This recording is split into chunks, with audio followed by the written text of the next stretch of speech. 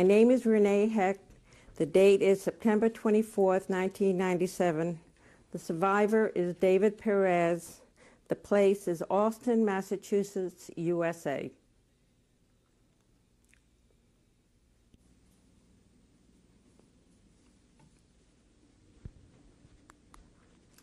What is your name?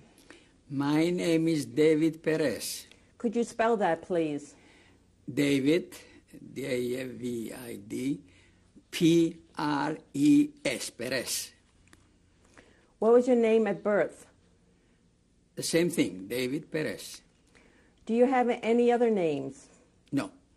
Do you have any nicknames? Nickname I had in Greece, Dario. Could you spell that, please? D-A-R-I-O, Dario. They used to call me Dario in Greece. When were you born? I was born January 1st, the 10th, 1916. January 1st, the 10th, 1916. How old are you? I am now 81. What town were you born in? Salonika. Could you spell that, please? S-A-L-O-N-I-K-A. Salonika. In what country was that? In Saloniki. That's the two big cities there in Greece, Athens and Salonika. I was born in Salonika. Do you know your maternal grandparents' names? Yeah. Pardo. Could you spell that? P-A-R-D-O. Pardo. My grandfather's name was David Pardo. My mother was Esther Pardo.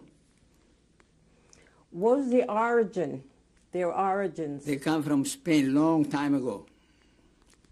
When the execution from Spain was, they get in the boats, they stop some in Greece, they stop some in Turkey, some in Bulgaria, or, you know, all these people, they stop.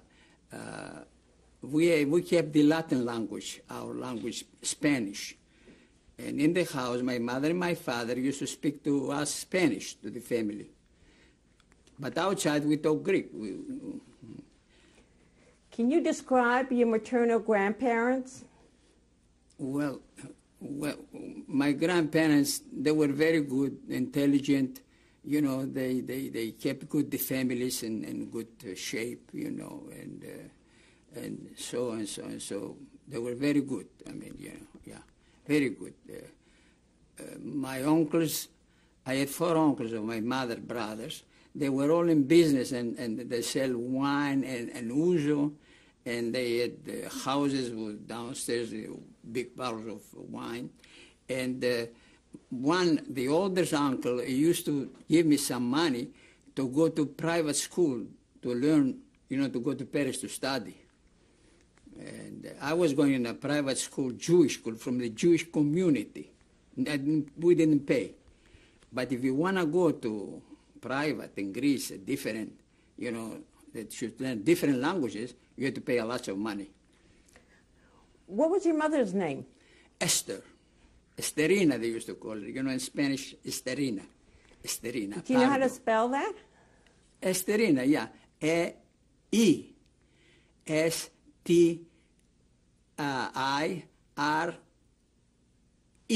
Esterina. Esterina. Where was your mother born? In Salonika. Do you know when she was born? No, I don't remember. I was a little boy. How much education did your mother have?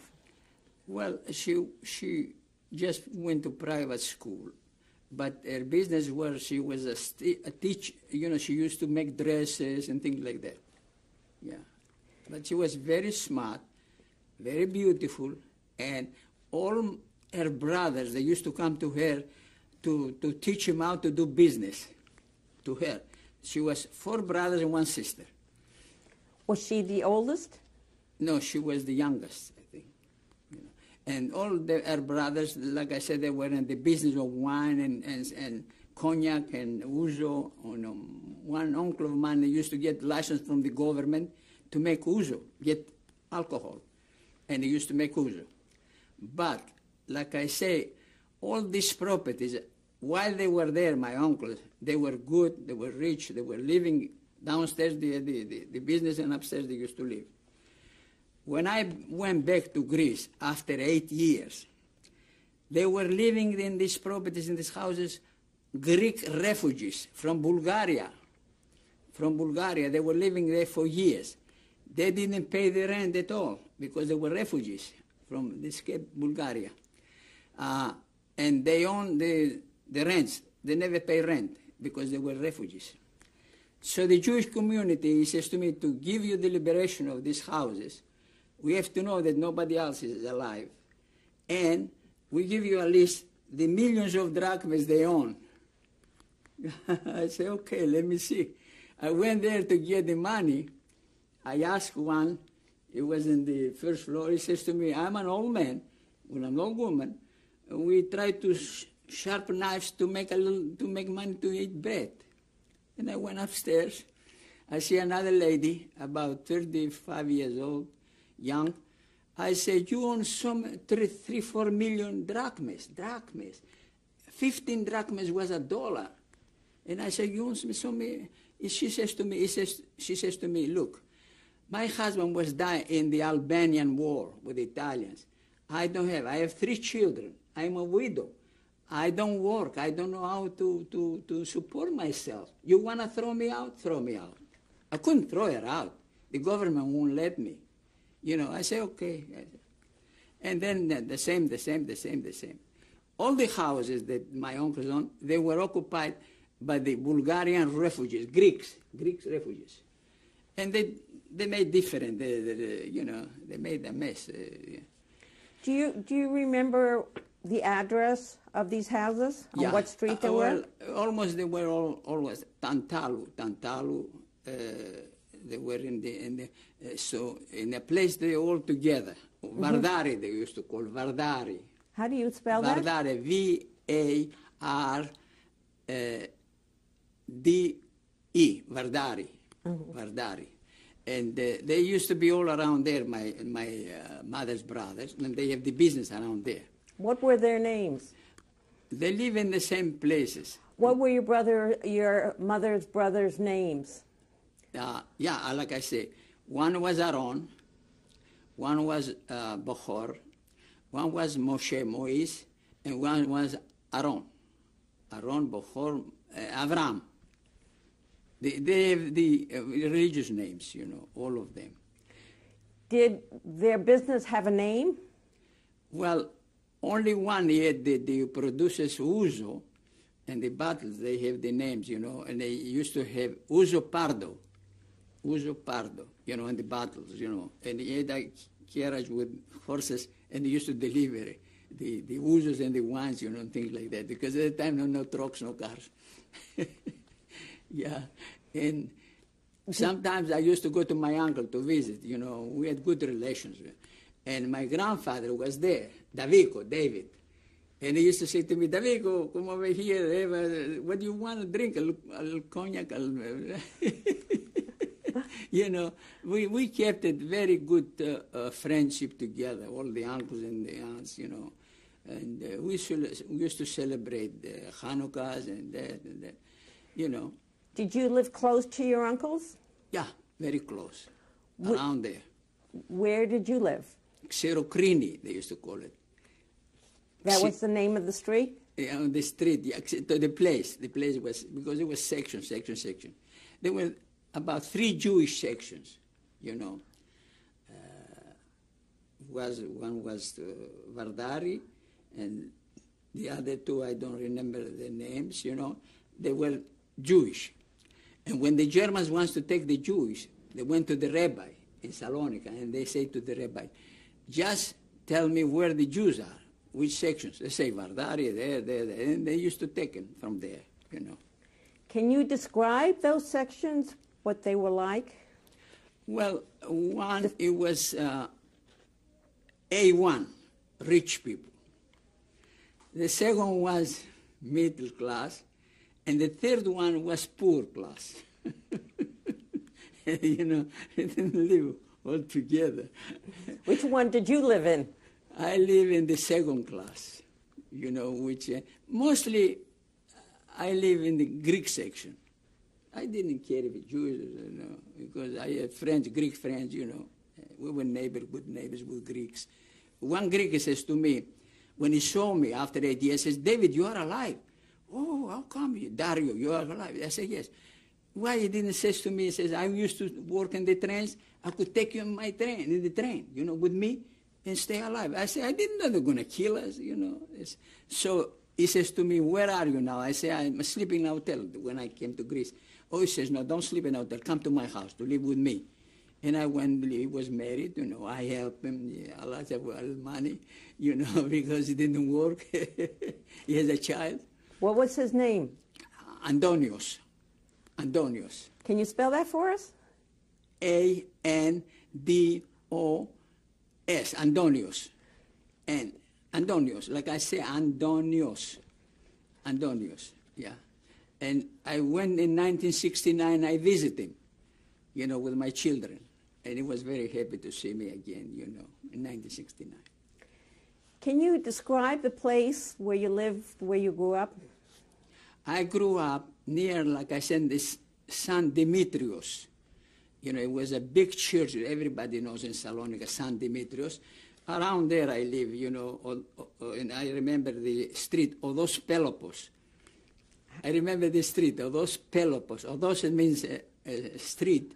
Pelopos is, the Odos Pelopos. I lived there, like I say, till I was maybe 15 years, 12 years, 13 years old.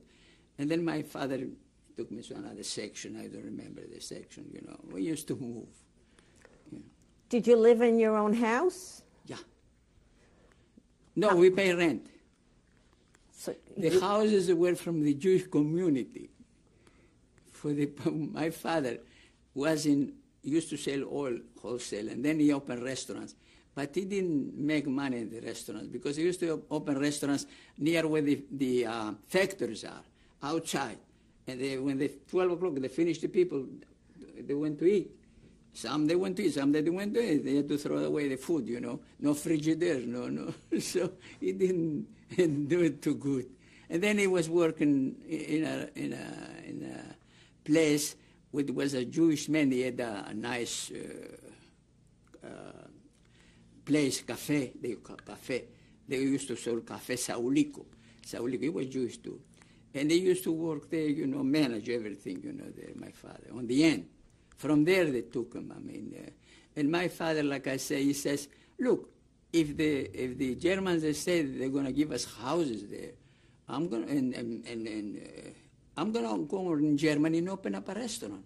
And you come there and you work for me. Let me go first. I said, go. He took my sisters and my mother and my stepmother, and he went. But he went to crematorium, no restaurant.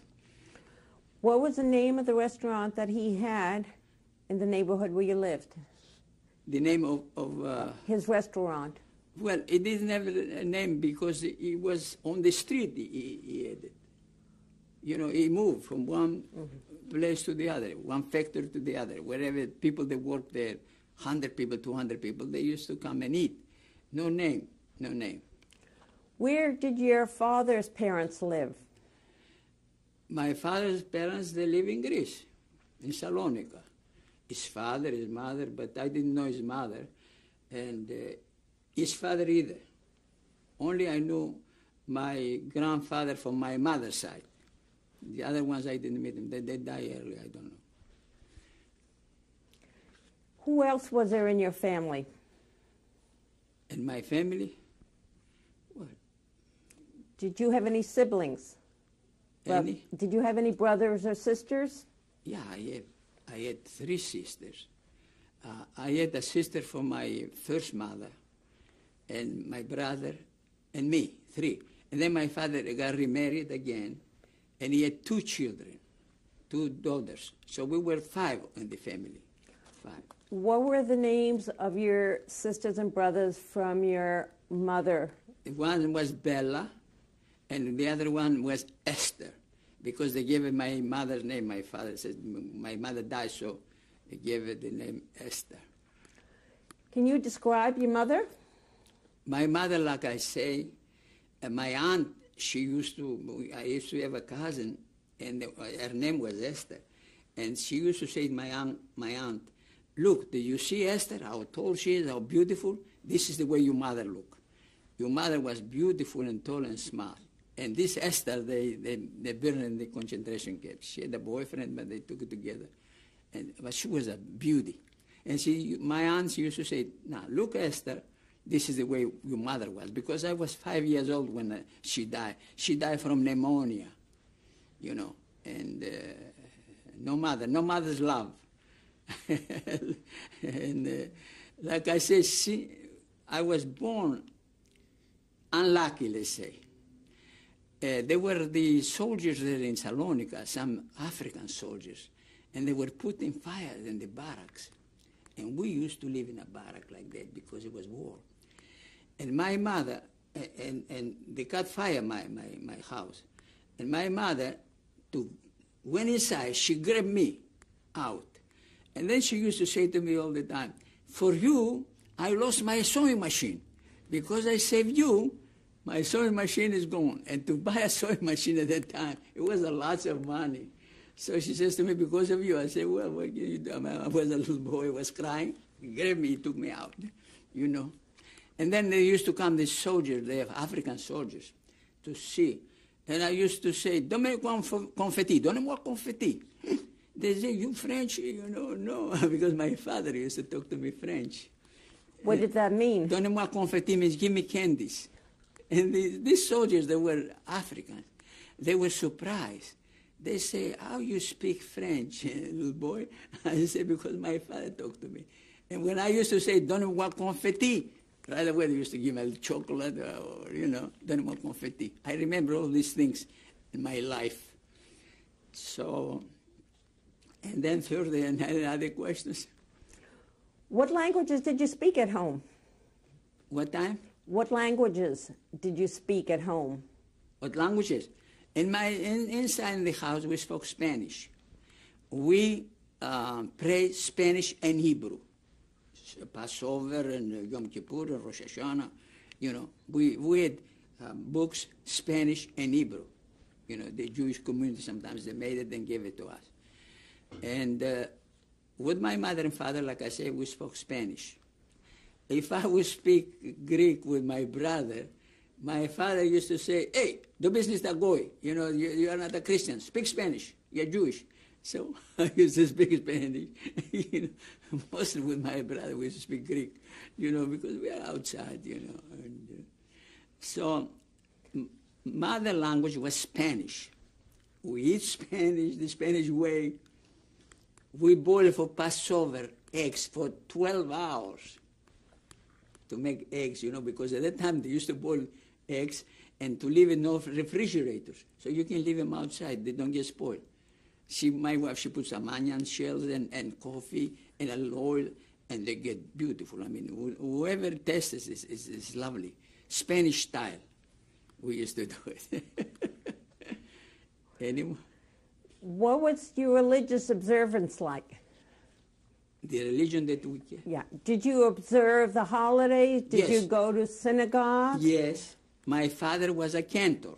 He had a beautiful voice, and he used to be in the synagogue all day long, praying. No money. And like I say again, my uncle, the first one, the oldest one, he took a house and he made like a synagogue. And they were burning oil, no lights. And they had somebody to take care there. And you could go and pray, no pay, no tickets. Like I said, you have to have a ticket to go and pray in Kielat Israel. No tickets. They had chairs and everything for the poor people to pray. And then when they took the Sefer Torah out, somebody give a bet, $10, $1, $10. And this money they get for the oil, to burn the oil, for my uncle. He was very religious. He kept the religion very nice, and he helped poor people, like I say, And we had a good religion's way to learn. Every little fella used to learn Hebrew. My father hired me a private school teacher to teach me Hebrew. And in the street, she used to call me in Hebrew, talk to me in Hebrew. And I from school, I could write Hebrew and talk Hebrew, but after I didn't use it in Greece. No, when I talk Hebrew in Greece with the Greeks. Mostly my friends were Greeks. So I forgot a little bit the Hebrew. But I learned in the private school from the Jewish community Spanish, French, Greek, and Hebrew. 4 languages I used to learn. 2 hours each language. 8 hours. I used to go to school with my sister. My brother didn't want to go to school. He didn't want to learn nothing. And then he was sorry. I used to go with my sister walking about 2 hours and 2 hours back where the Jewish community school was. No buses, no nothing. Walking 2 hours and 2 hours back in the evening, from school. And like I say, because I learned, my mother used to say, my 2 sons, they have to be either lawyers or doctors, And my father used to talk to me French when we were little boys. French, and I used to answer French, to go to Perez to study. But the war came out, and then my mother died, She didn't watch too much how we should go and progress, The other mother, she was an unlettered woman, that got married, my father. So it didn't turn out too good. But, like I say, I managed myself to I didn't lose my courage that my mother died. I was an orphan, 5 years old. My aunts, they took care of me. My aunts, my 2 stepsisters of my mother. They were free, and they used to take me in their house, me and my sister, and take care of us. Because we didn't have, till my father got married. So. Did you observe the holidays with Yes. the extended family, with your aunts and uncles? When it was Yom Kippur, we never touched nothing. We didn't eat nothing. We did, we should be in shul all day long. But I didn't have patience to stay all day long in shul. I used to go out, and my father couldn't get out from there because he was dominant. It was, he couldn't get me back. But he says to me, why didn't you stay in the shul? I say, I don't have patience. I want to go out, play soccer. So, like I say, we kept very good the religions. Nobody works when it was Yom Kippur or Rosh Hashanah. Even Greeks, they have business, stores. They close. If he didn't close, we didn't like him. Even if it was a big shot, the factories and things like that, he had to close. We kept the religion very, very good there, Did you observe the Sabbath? Shabbos, yeah, we didn't work Shabbos there. Nobody worked Shabbos. Shabbos and Sunday, Sunday was the Christians, and Shabbos was Jewish. Sometimes we didn't even put fire Shabbos. We called the gypsies to put fire. No music, no, because it was, Anyway, we didn't have no radio, no TVs. Can you tell us a little about the gypsies? The gypsies, like I say, we know them, first of all, the only thing they used to take the gypsies, say your future. They used to come to the house and say, I'll tell you the future, give me bread, give me a piece of bread, And then, like I said, the gypsies, they kept to the Jewish house. They know where were the Jewish sections. And they used to go Friday in the evening. And they used to say, give me fire, And the Jewish people, they say, come on, put the fire, the coal, black coal. And they stay for hours, once you put the fire. And they used to make it, Friday they used to cook. Every Jewish house has to cook beans with meat.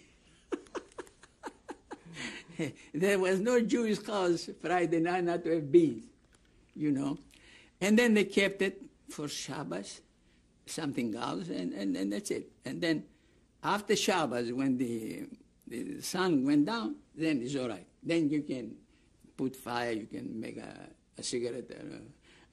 So we kept it very, very good. The religion there in Greece, yeah. Even, like I say, I had friends, Greeks. I used to go with them when they used to sing on the street when Jesus was again up. I used to go with them, and talk, pray, not that my religion was Jewish, that's it. But I respect the Christian religion too, because I had a lot of Christian friends, and the Christians in Greece, they were not anti-Semite. I mean, they were good people. When we were leaving the concentration, when we were taking the concentration camp, the Jewish people, the Greeks, they were staying on the street and crying. Oh, where they taking you? Where they taking you? Some Greeks, they went to the mountains. They became guerrillas. And some, they left in Athens. In Athens, they were the Italians. They didn't take too many of them, but they took some. And that's it. I mean, we couldn't believe it. We couldn't believe it that the Germans would do a thing like that. When I was fighting against the Germans in Bulgaria, they captured me prisoner. They didn't ask if I was Jewish or not. The soldiers, Greek soldiers. We were walking prisoners and they were looking at us. English, English, used to say. The Germans said, no English. We used to say, no English. They want to see English soldiers, prisoners. Because we dealt with uniforms like the English we used to get dressed, the soldiers. And then when they took me in Greece, from the Bulgarian mountains, they brought us in Greece, we were going to towns, Greek towns. The priest of the town, they used to come and give us cheese and bread to eat, because also my sons, my brothers, the Germans, they kept you prisoners, And they took us to Saloniki by walking from Florina, from the mountains of Bulgaria. They took us walking to Greece. When we came to Greece, they put us in trucks because the Germans didn't want to say, because the Greeks, they were escaped, They put us in trucks and they took us to where I was serving as a soldier 2 years there. We're going to change the tape now. Okay. All right.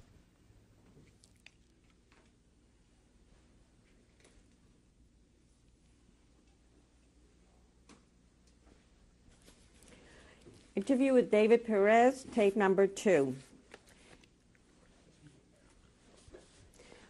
Can we go back a little bit to what your family life was like? What kind of things did you do for recreation? Me? Yes, you and your family before the war. Well, like I say, my brother was a dyer, I was a dyer, and we opened up a dye house, because we used to dye silk, cotton, and wool in Greece. And we opened up a dye house with my brother. And while he was smoking, in the World War II, the Italians, they bombed. And they didn't give us no money because they lost the war. Like I say, one early in the morning, I was going to the dye house, and I hear the sirens, 1941. Oh, what happened? Mussolini declared a war. We couldn't believe it. Why should declare the war with the Greeks, the Mussolini? So, I had to go to the military service, dress me up, and they sent me to Albania to fight against the Italians. We were against the Italians fighting there 6 months. I was there. But, like I say, I was very, very lucky. Before one day to go to the first line, because they said they want to change the soldiers because they get loud, and they stay there fighting. And they got to change it. We sent clean soldiers. I was the clean one, the army. I was laying down in Albania like this, the sun, and one man was going around and says, castagna, chestnuts. Oh, I said, maybe if I go there, I don't have nothing to eat, let me put that in the shake about 2-3 pounds. So if I don't have to eat, I eat a chestnut, because they couldn't deliver nothing because they were bombing. I took and I lay down this and I was eating chestnuts raw. And he got fever. Boy, I got fever. My stomach couldn't take it. It was a little hospital in Albania house. In the ground we used to sleep, a hospital. And I went there to the nurse and says, I have fever. Let me check you. Oh, he says to me, you have a big fever. lay down here. He put me on the ground. And then the doctor came, the military doctor. He says, what happened to this Perez? David Perez has got fever, he says to me. Oh, lots of fever. Oh. And then he came in the morning again. How he's doing? He says he's got fever again, too much. And he was screaming all night. We sent him to Greece, And that night that I had fever, the priest, the Greek priest, he was praying for the soldiers. If they die, they should die the right way. That's they do the Greeks, the Orthodox Greeks. If somebody died, they pray he should go, I don't know, good in the, And I was listening to them. I say, Mamma mia, I mean, they're going to send me to Greece. It's good. They put me in the trains with the Red Cross, and they sent me from Albania to Greece. When they sent me to Greece, I was there standing about 5-6 days. Everybody came, my brother, my fiancée, her mother, my sisters. They thought that they cut me the legs or in Albania or something, but they used to come, and cut the legs. And then I was outside. He said, you are all right? I said, yes, I am. I stayed there about 10 days. I want to get more sick. I figured maybe the war will finish. I said to my brother, bring me some, they have some kind of chickpeas. Chickpeas, they used to roast them and eat them in Greece, And I said, bring me a pound of chickpeas, maybe I'll eat it, and I'll get fever again. Because the nurse says to me, no fever, you gotta go out now. I said to my brother, bring me. He brought me, he gave me from the wires there in the hospital. I ate them, no fever. So they said to me, you gotta go in the army again. They sent me in the army, and then from the army, they sent to me, I'm gonna send you fighting with the Germans now. The Italians, they couldn't come occupy Greece, so the Germans came from Bulgaria. The Bulgarians, they let them in. And we were going to the Bulgarian mountains to fight. And then he came a Greek from the town. He says, where you going, brothers? Brothers, where are you going, brothers? We're going to fight the Germans. The Germans are inside in the town, he says. They are ready there. Oh, okay, the big shot, they was going in front. He took his head and threw it away. And we put white napkins in the rifles. And we're going to give up. We went to give up. One German was there in town. He took, I used to have automatic, he took my automatic and broke it down. I was a good shooter, they gave me an automatic. And they gave me some kind of metal here that I was a good shooter. So they broke everything, the guns, and he put us in a garage to sleep, in the ground. And then from there they took us, the Germans, as prisoners, walking. Every town we used to pass, the Greeks, priests, they used to give us cheese, bread, because we were hungry. The Germans didn't give us to eat. They took us, and then when we came to Saloniki, they put us in a German truck to take us to where I used to serve in the army, in the military house. So somebody saw me, that there was a Greek girl that she knew me, and she says, oh, Dario says to me, prisoner. She went to my brother. My brother was not a soldier. He had something wrong with his hand, couldn't shoot. He went, Aaron, he says, I saw Dario, a prisoner from the Germans, in a truck. They took him there.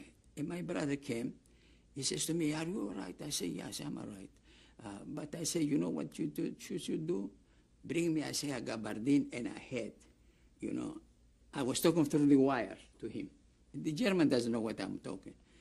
So, and then when we're there, the prisoners, he says, a German man, he says, a German commandant there, he says to an interpreter, tell them, all these prisoners, if anybody would try to escape, boom, we shoot them. All these prisoners who were sitting there in the ground. So a friend of mine that was next to me, he says to me, I'm going to escape.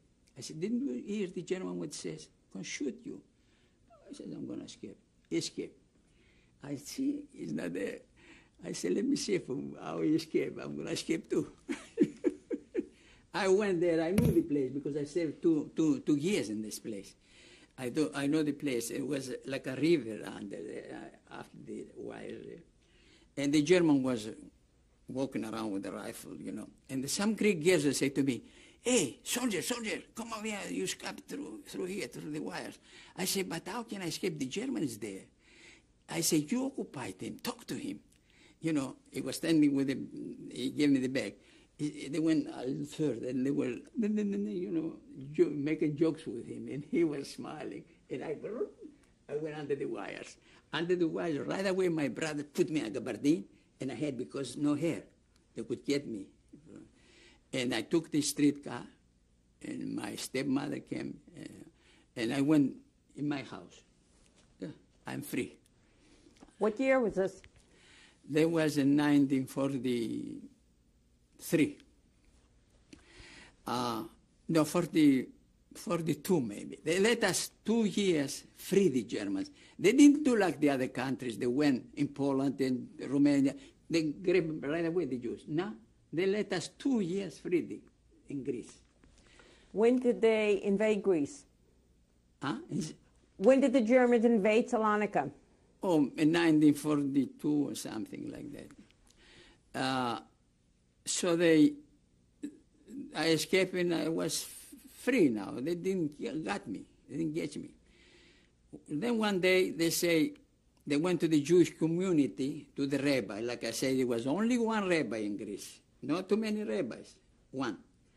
And he was in Jewish community, and the police was outside guarding him, because sometimes they went there, people, and they want to divorce him, and they start fighting, and he could divorce you, he could marry you with the government permission, you know.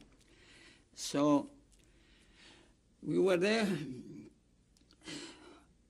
They went to the rabbi, and they say, "Look, we need some people to make some highways, you know, or young people, you know, we need. So give us some list of young people that you have there, everything." We were registered all in the Jewish community. The rabbi says, in this section there are some Jews, in this section, and they call us. They took us to work in the fields, in Greece, to make highways. So we sleep in a garage. They didn't give us too much to eat. I used to take the picker and put in the ground, cover up, and go to the town, walk to the town, you know. The manager was Greek. He didn't say too much. I went to the town and I say, "Oh, we are here, we are hungry, you know." We went to a farmhouse, Greek. He says to me, "Why do you are here?" "Because we are Jewish." "Oh," he says, "I'm bad." So the Germans are bad people there. So I said, "We don't have nothing to eat. And we can maybe, I have cigarette papers." I said, "I can give you can give me some bread." Exchange. "Yeah," he says to me, "I need cigarette papers." Didn't have no cigarettes, nothing. So, and then he says, "You know, my daughter, she got malaria. She's so sick, unbelievable. She cannot get up." And then I had a friend with me. He had a bird. He says, "He's a doctor." He was not a doctor. He says, "Well, maybe he can do something." I said, "Yeah, we have antipyrines." Antipyrines was German stuff that was good for fever, for malaria. I say, "My friend, the doctor, will give you some dozen antipyrines, and you give us some bread." And next week, I say, "What I'm telling is everything truth." I say, "Next week, we're going to come again, and we see your daughter up." "Yeah, she cannot get out of the bed." She was maybe 18, 16. And okay, next week we go there. He says to us, "God bless you. She's up. She's up. Oh, let me give you 2 loaves of bread." 2 loaves of bread, you know, good. We took it to the place where we used to work, you know, and eat it. And then I used to get tortoise, what do you call it? They walk slow. Turtles.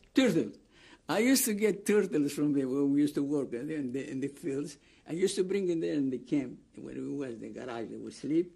One German was guarding us, that's all. No, nothing, you know. And we used to kill the turtles. They couldn't kill it because you could not break this.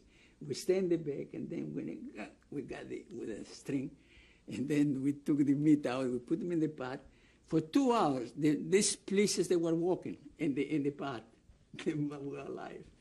And I used to eat, and I like it, you know. We kept alive because the Germans didn't give nothing to eat.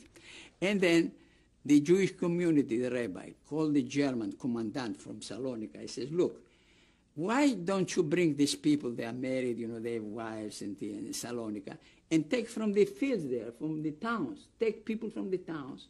We give you the money. I don't know how many thousands of millions of drachmas they give him to take and to let us free. And we came again. They let us free. They came in Saloniki.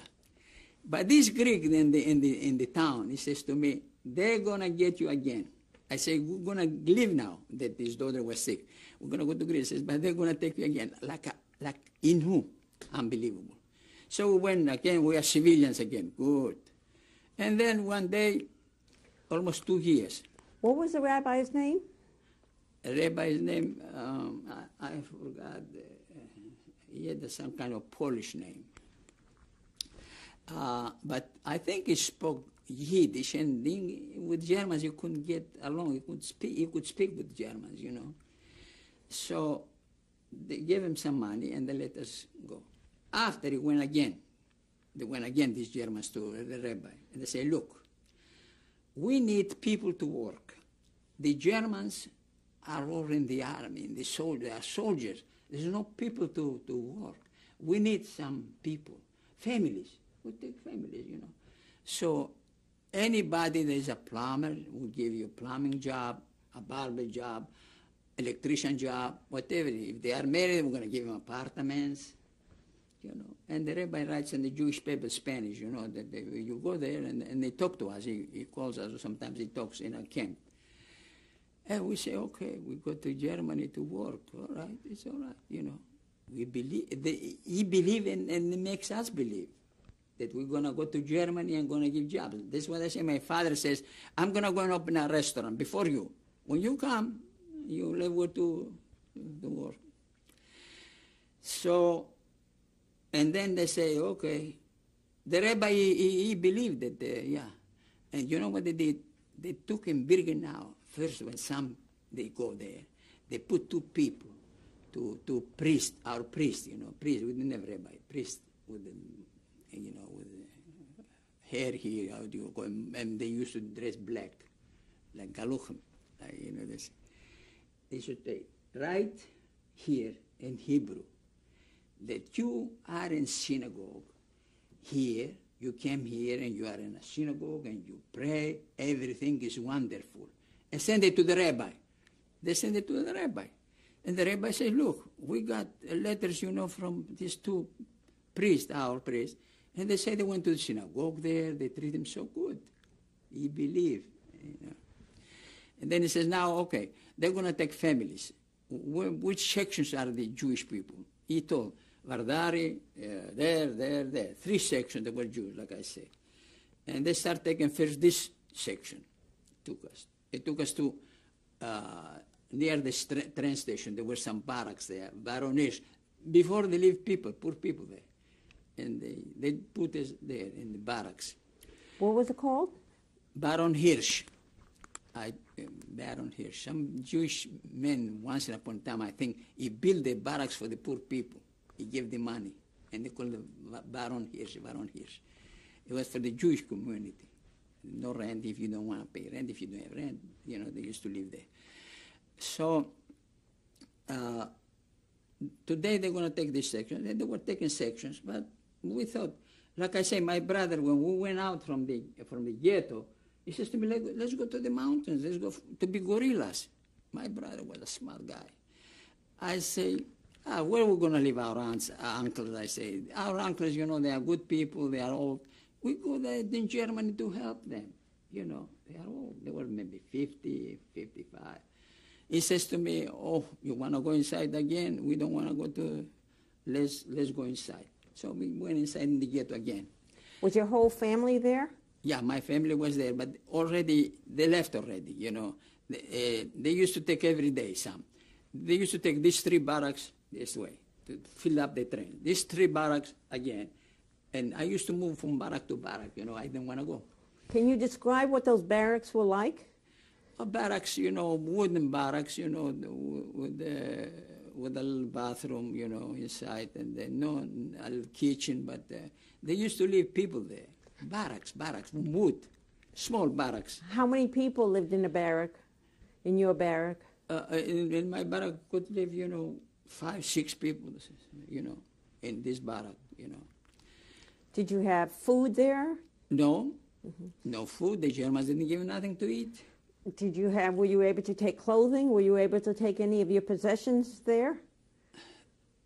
Well, we had clothing, we had diamonds and gold and everything, but you couldn't buy nothing. You couldn't go out because the German was standing around these wires. They put wires around. So, like I say, my brother, he made a contract with a Greek man, businessman, and the German commandant, there was a commandant there in the ghetto, to bring food from outside and made a canteen, to sell. So my brother was selling food there. And some people, the Jewish people, they told him, you cannot take with you, we take it out from here, from the ghetto, no gold, no diamond, no nothing, no money. If you have gold, and then the train, poof, will shoot you. So everybody was going there and telling my brother, give me a pound of cheese. Nah, 10 golden sterlings, 20 golden sterlings for a pound of cheese. Or pound of kaseri, we took that different, or olives or things like that. And he used to make money. He used to make money, like I say, he stayed there till the end, till everybody. So it was a man there that used to make bread, and he came to the camp there, and he told me, your brother, I think he made a lot of money, and he filled up a head with gold, and I don't know, and he wants to escape. It was easy to escape at the door, And they shoot him there, I say, because he didn't come. Because I say, my brother, where is he? He says, they shoot him there. So they shoot him, that's it. No, I asked people, nobody saw my brother. Not in the camp, only there they shoot him, the Germans, and I don't know what they did with him. Did they shoot him when he was outside the camp? When? Where did they shoot your brother? In the camp, in the ghetto. While he was going out on the wire there, the door. It was a door. But the German was guarding, going around, walking around. Maybe he saw him, shoot him. They could shoot for nothing. Nobody asked them, why did you shoot? Why? Like animals, shoot animals. Were people able to go in and out of the ghetto freely? No, unless you do something, unless you take garbage or something. But no, you couldn't go too much. Me and brother, we went with carriages, with garbage. And then he says to me, let's go now. And then with stars, they told us to put yellow stars. They gave us, everybody, yellow stars. And I used to sell ouzo from my uncle, I used to go to little towns, walking, and take 2, gallons of ouzo and sell it. I took the star off because I couldn't pass. It was off limits. It was on the wall, Greek policeman, and it says off limits for Jewish. It was the star. I took the star out to sell ouzo because I wanna eat. I wanna make a living. I was a courageous man anyway. So I used to go with my cousin and sell ouzo. And like I say, a Jewish neighbor of mine, it was Jewish, says to me, you are ashamed to say that you are Jewish. Why you took the star out? I say, you watch your business, whatever I want, you cannot tell me what to do. And I used to sell ouzo, go in the towns and come back, and then they catch me because I knew where the star. But in the camp, we went with the star. When they took us all the way to where stars. After in the ghetto, we took the stars off because they used to put us in the train, And it was some Jewish fellows, tall fellows, they make them capos. And they used to say, we fill up the train, you capo, go there now, and see who's got gold, who's got golden sterlings. We used to use a lot of golden sterlings. And take them. And they used to fill up a head and bring him to the camp, to the big shot German. He had an apartment upstairs. He used to drink there, and they used to have girls there, girlfriends, from the ghetto. And one girl there, she was my girlfriend. She was a beautiful girl. She used to live in Veronish. And they make it from her a big shot, And she was going around, because he was going to the German. And I figured myself, I could kill you before when you were with me. It was my girlfriend. What was her name? Ida. Ida? Ida. And her second name? Yeah, that's the name, Ida. Jewish name, Ida. Ida, and she wouldn't talk to me, because she was a big shot with the Germans. And then was a Jewish man that he was serving with me in military. When I was a soldier, he was a soldier too. He put boots, he took a German shirt with a German pants, and he used to have a whip, and he used to go around and give orders in the ghetto. And he used to do together with the German upstairs. They used to drink together, they used to take the money together. Hassan was his name, Hassan. How do you spell that? Hassan. H-A-S-O-N, Hassan. And like I say, he was serving with me in the military. And he there became a big man. Oh, he used to give orders and then. And so they were there, and on the end, this Hassan, he was Jewish. He took about 2 cases of gold, 2 big cases. He filled it up with gold, and he left because he was together with the Germans. He went to no Bulgaria, Albania, some place around there, Yugoslavia. He went to Yugoslavia. The Germans, they were together, they let them go because he worked with them. And then after the liberation in Greece, he came back to find the gold. He made a hole in the ground, and he put there the 2 suitcases. And he came from Bulgaria, from Yugoslavia, to get the gold. Some Greek Jewish then saw him, and they came to the Jewish community. Come on, let's go kill Hassan. I saw him. He's digging to get the gold. They went there. They want to kill him, but the Greek police, didn't let them. He said, "Just a moment. You cannot kill him. We take him to court, and then." I mean, he came to die there because he got plenty of gold, So they caught him. I don't know after what they did with him, because I was not too long in Greece, 1 year, So what happened in the ghetto? So then what happened in the ghetto? In the ghetto, How? Everybody, they took everybody. They put in the trains, like I said, and trains that there were only a little window for the horses. When they used to carry horses, they put us there. We were laying down there, And then once in a while, they stopped on the way to Poland. Before we go into that, could you tell us how long were you in the ghetto? In the ghetto, I was about 2 or 3 weeks.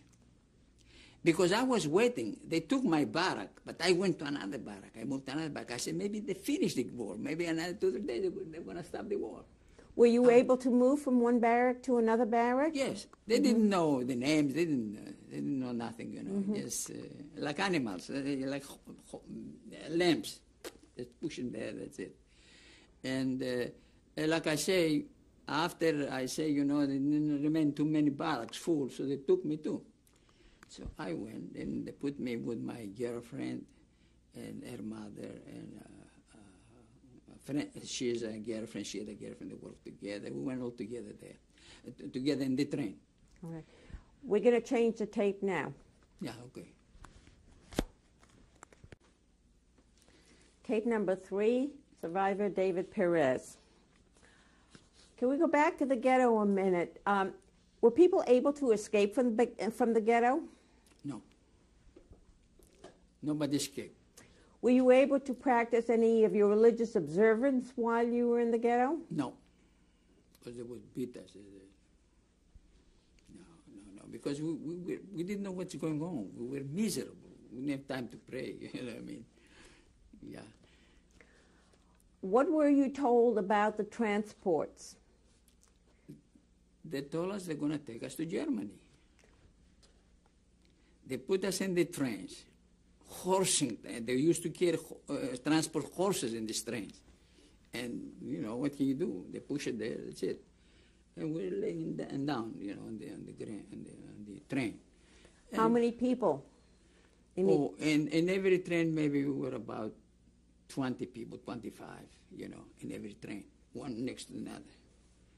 Not to sit down, just we're laying ground, sleep in the ground, everything. Were you with your family?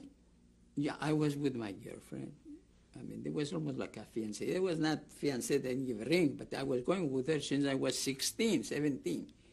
You know, till 25, they took me. You know, I was going with her. I was figuring to marry her, you know. And it was her mother, her brother, her sister, and she. And a girlfriend of hers, you know, we were sitting together, all together. But Where was your family? my family, the one before me. Had you said goodbye to them? Did you know? No, I didn't see them. You didn't see them before No, they in left? the ghetto, they took them in first. So you never had a chance to say goodbye to your family? No, no. Did they take your whole family? Yes. My father, my mother, and 3 sisters. 3 sisters. They took them all over there. And what happened to your brothers? My brother, like I said, they killed him in the camp, Killed him? in the ghetto. Mm-hmm. They took us there. You want me to tell the story how they took us there? They took us there in Poland, night time. They put us in a truck when we came from the train, and they dumped us there in the Birkenau. What time of year was this? Around, it was April 43, April. Like I said, the 1st of April night, I took children with my hands, dead children, put them in the truck to put them in the crematorium. Yeah. Let me go back a minute. Yeah. How long were you on these trains? Now, when they took me with the train down there to the Birkenau, no lights, no nothing. How long were you on the train? How long was the trip? How long was the trip to Birkenau? Well, maybe not too far. You know, they stopped us in Poland, the train, and then they took us in the German trucks. Maybe about an hour and a half to take it to the camp. And the trip on the trains was a few days, or before they put you on the trucks? No, from the train in the truck. Right. From ghetto, train, and from the train Right. in the truck. So the whole trip was about how long altogether? About 5 days and 5 nights from Greece. Right. In right. the trains. Right. And did you get food on the trains? No. We had a little bread, you know. That's why I said there was a baker in there, and they used to give us a little bread, or cheese, in a bag. They didn't give us nothing. There's nothing. Did you have any sanitary conditions there? What were the sanitary conditions like? What was that? Sanitary conditions, the bathrooms, what did you do? They used to stop the train every morning, let's say, that all night it was going. And then the German says, Raus, go in, you know, in the fields, nobody can see it, between the trees. And they used to wait and with the rifle ready, you know, in case you want to escape, they shoot you. And you came back to the train. You did your duty, you urinate and things like that, and you came back to the train. And then boo, again, next morning again. 5 days and 5 nights. Did you ever see any of the local population when you made these stops? Any people? There was nobody.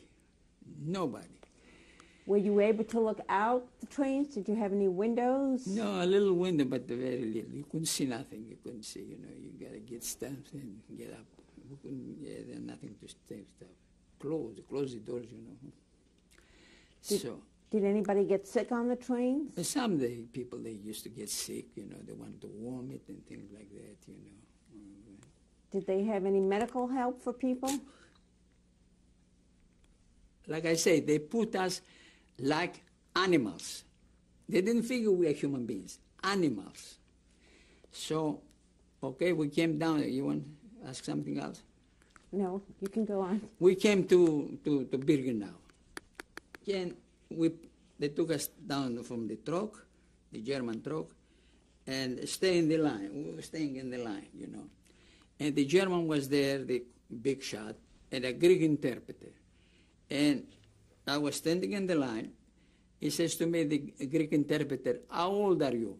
I said, 25. Are you healthy? I said, yes. You want to work? I said, yes. Go in this line. I went in the good line.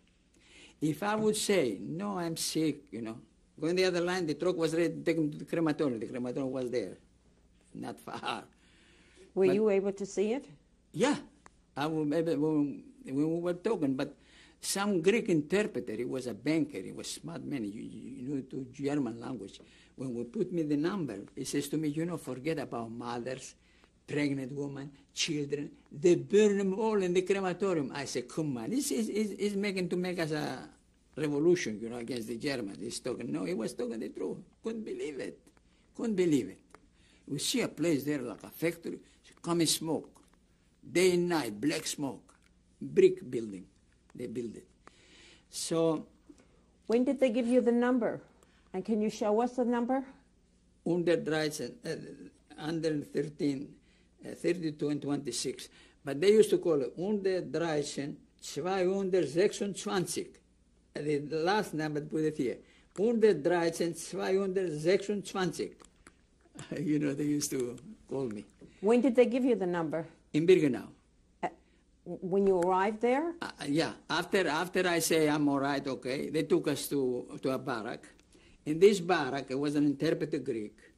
And the man, they was writing the names, what you do, and everything. So he put me the number, and then he says to me, the Greek interpreter, what kind of business are you? Are you sad? You don't do anything, electrician, plumber, and they need people to work. I say, I am a dyer. In Greek language, I told him, vafevs. That was my God luck. He put there Mahler. If I would say I'm a nothing, a restaurant man, I would die there in Birkenau. I won't stay alive. Because all my cousins, they died there. All my families, they died there. You know, I was the only one that I went out. Because it says, dead lager outside was a sign. Whoever goes in is going to die. And they were carrying dead people with the carriages that get dirt, the crematorium. My cousin says to me, my cousin was with me, he says to me, look, David, look, they carry people dead. Couldn't believe it. I say, I'm going to leave. I say, you know. I was courageous, I'm going to leave, I say, you know. All right. Then they say to me, Mala, they put me Mala. Mala, in German language, it means a sign maker and a painter, which I was not. I dyed textile. I was a dyer in textile, not painter. So one day, he says, you know, because I was reading in the book there, he wrote in the book, the manager of the camp, he was looking for electricians, plumbers, carpenters, painters. And he says, Mahler. He says to me, he called me in the camp there. Bist du ein Maler? I said, jawohl. Jawohl, you know, good, yeah. All right, he says to me, morgen transportieren.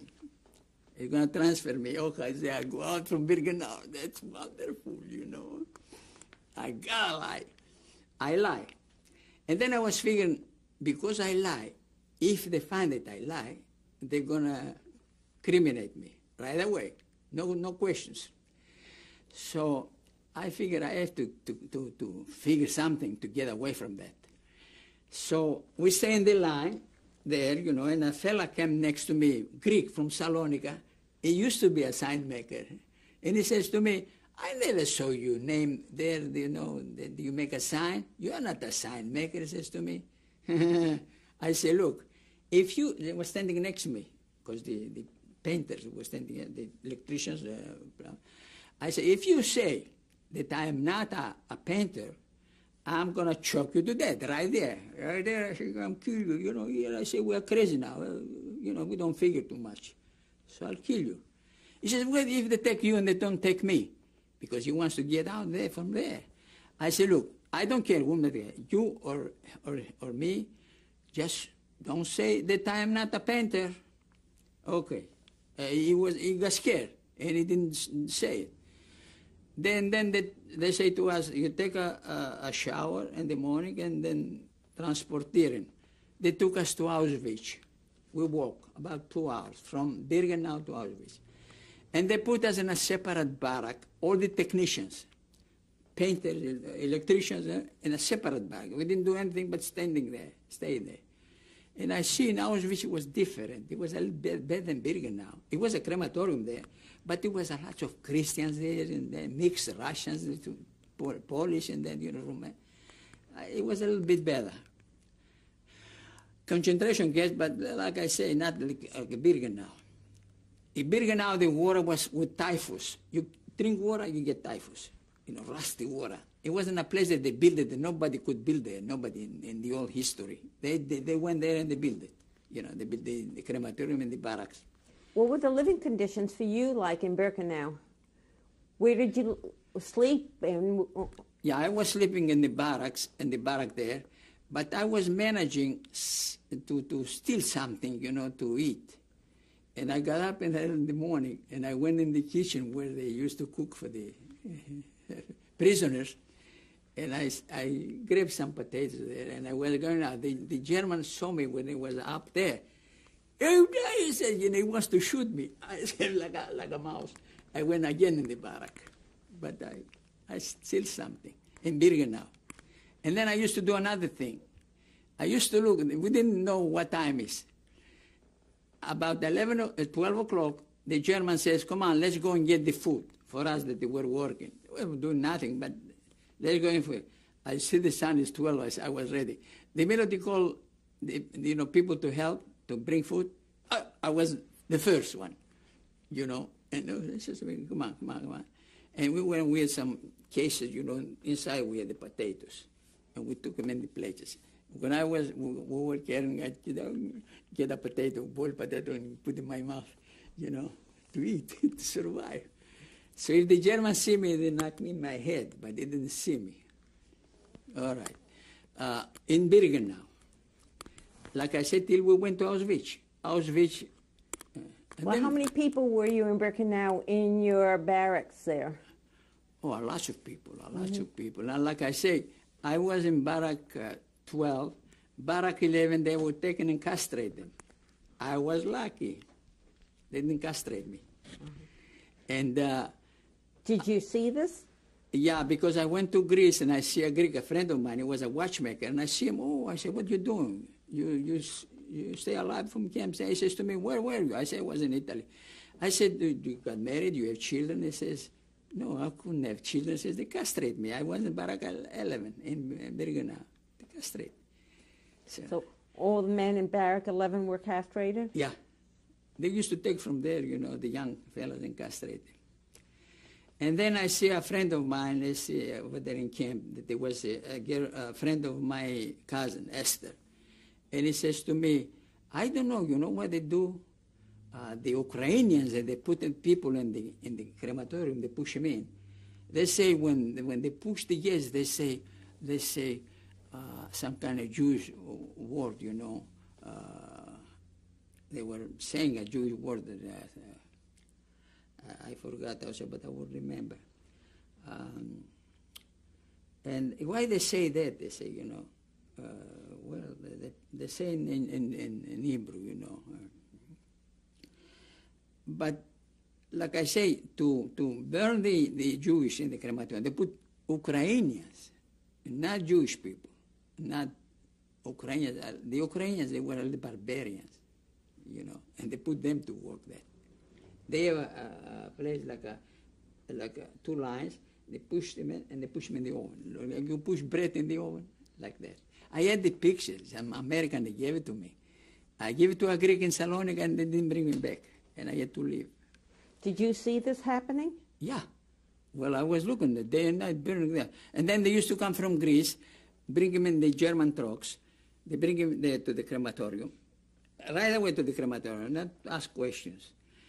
And they used to say, brother, what you doing? I say, oh boy, you're going to get burned now. They used to tell him, go down from the truck. And then they say, go ahead, take off your clothes. They used to say the German, and I couldn't interpret it. And go take a bath. Push him in the crematorium. The clothes, we used to see the clothes, shoes, dresses, that. And the German was there, push the gas. They used to say, Shemach Israel. Shemach Israel. They say these people, why they say this, Shemach Israel? Shemach Israel. Yeah. They push the gas, They go down. And then the other people, they push him, to the crematorium. It was there, the crematorium, and push him and burn him. But sometimes they couldn't burn too much, so many. I saw in Poland, they were taking a bulldozer, bulldozer, make a hole, and then take all the dead people, a lot of dead people, that used to remain bones, and they used to push him. I saw him with my eyes, push them in the hole and cover them like dirt. And like I say, when I was in Birkenau, the first night it was Passover night, 5th of April, Passover night. And they couldn't sleep, we're in the barracks there saying, what's happening here? What's happening? I mean, we were talking. And here comes a German, Aufstehen, Aufstehen! He used to scream. And the Greek interpreter said, what he says? We couldn't speak German. In Greece, we didn't learn German. He says, you get up.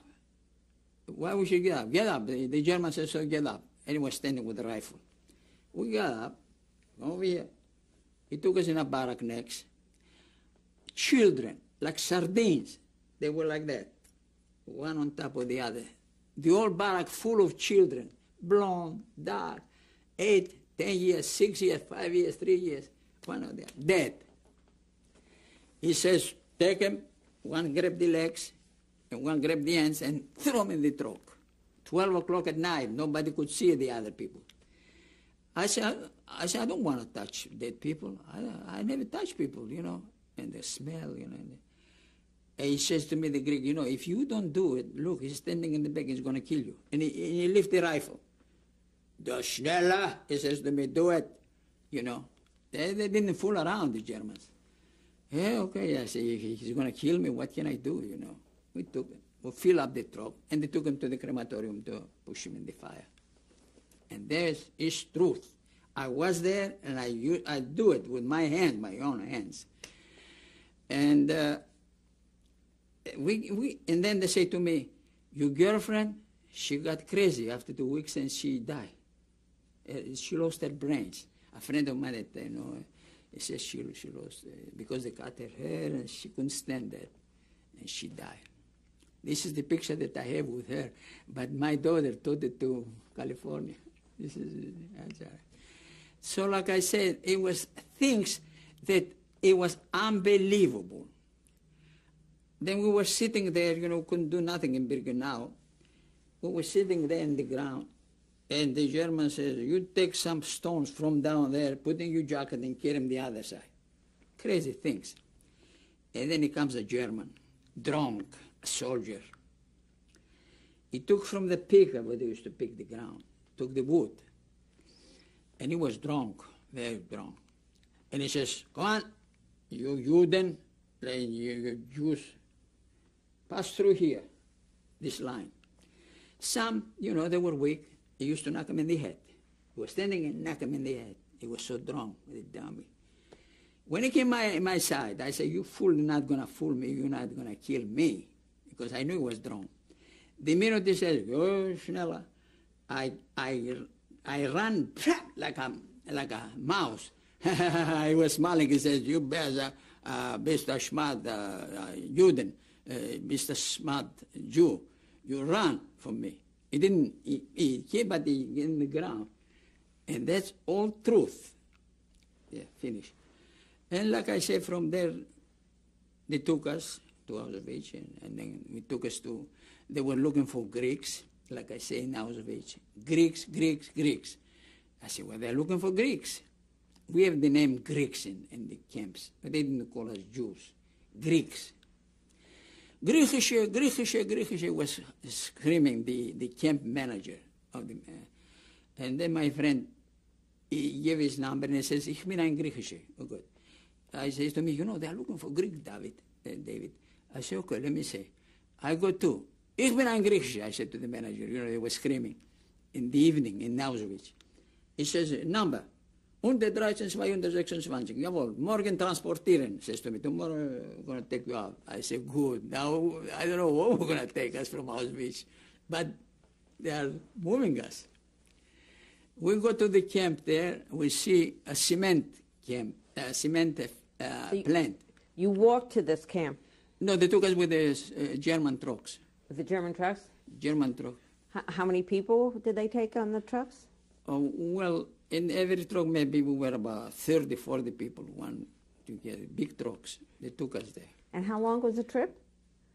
How old was? How long was the trip? The trip about 2 hours. It was in Poland. Auschwitz, and then was, they call it, not Birkenau, no, Goleshaw. The name was Goleshaw, Polish name, Goleshaw. So they took us down there. What are they going to do there? We see no crematoriums, only wires in this Polish plant. And they used to take the stones from the mountains, melt them, and ground them to make cement for the Germans, the cement. So we took a shower. Here comes the big shot, the German, he touches my muscles. Oh, he says, you're good to break stones. I was a strong fella. I mean, and then after they took us, they say, 40 people, we're going to go and work. And in the camp, every day, we used to say, how many Greeks there are? 40. How many other Polish and there? 30. Why the 10 they die from hungry? You know, we managed so. We used to steal carrots. I took a spoon and I made it like a knife with a stone. I sharpened it. And I used to take the carrot, slice, and put here. They used to say, and before we went to war, they used to say, Commander, they used to check us. We shouldn't have knives on, you know. We used to leave the ends. They used to check here, nothing. But we have the carrots. And we used to manage to stay alive, you know. And then one day, they say, these Greeks is unbelievable. Why they don't die? They are 40 all the time, 40, not 39. And because we used to steal something. And then one day we was to work at daytime, and another day we used to work nighttime in the mountains. So we have to break stones.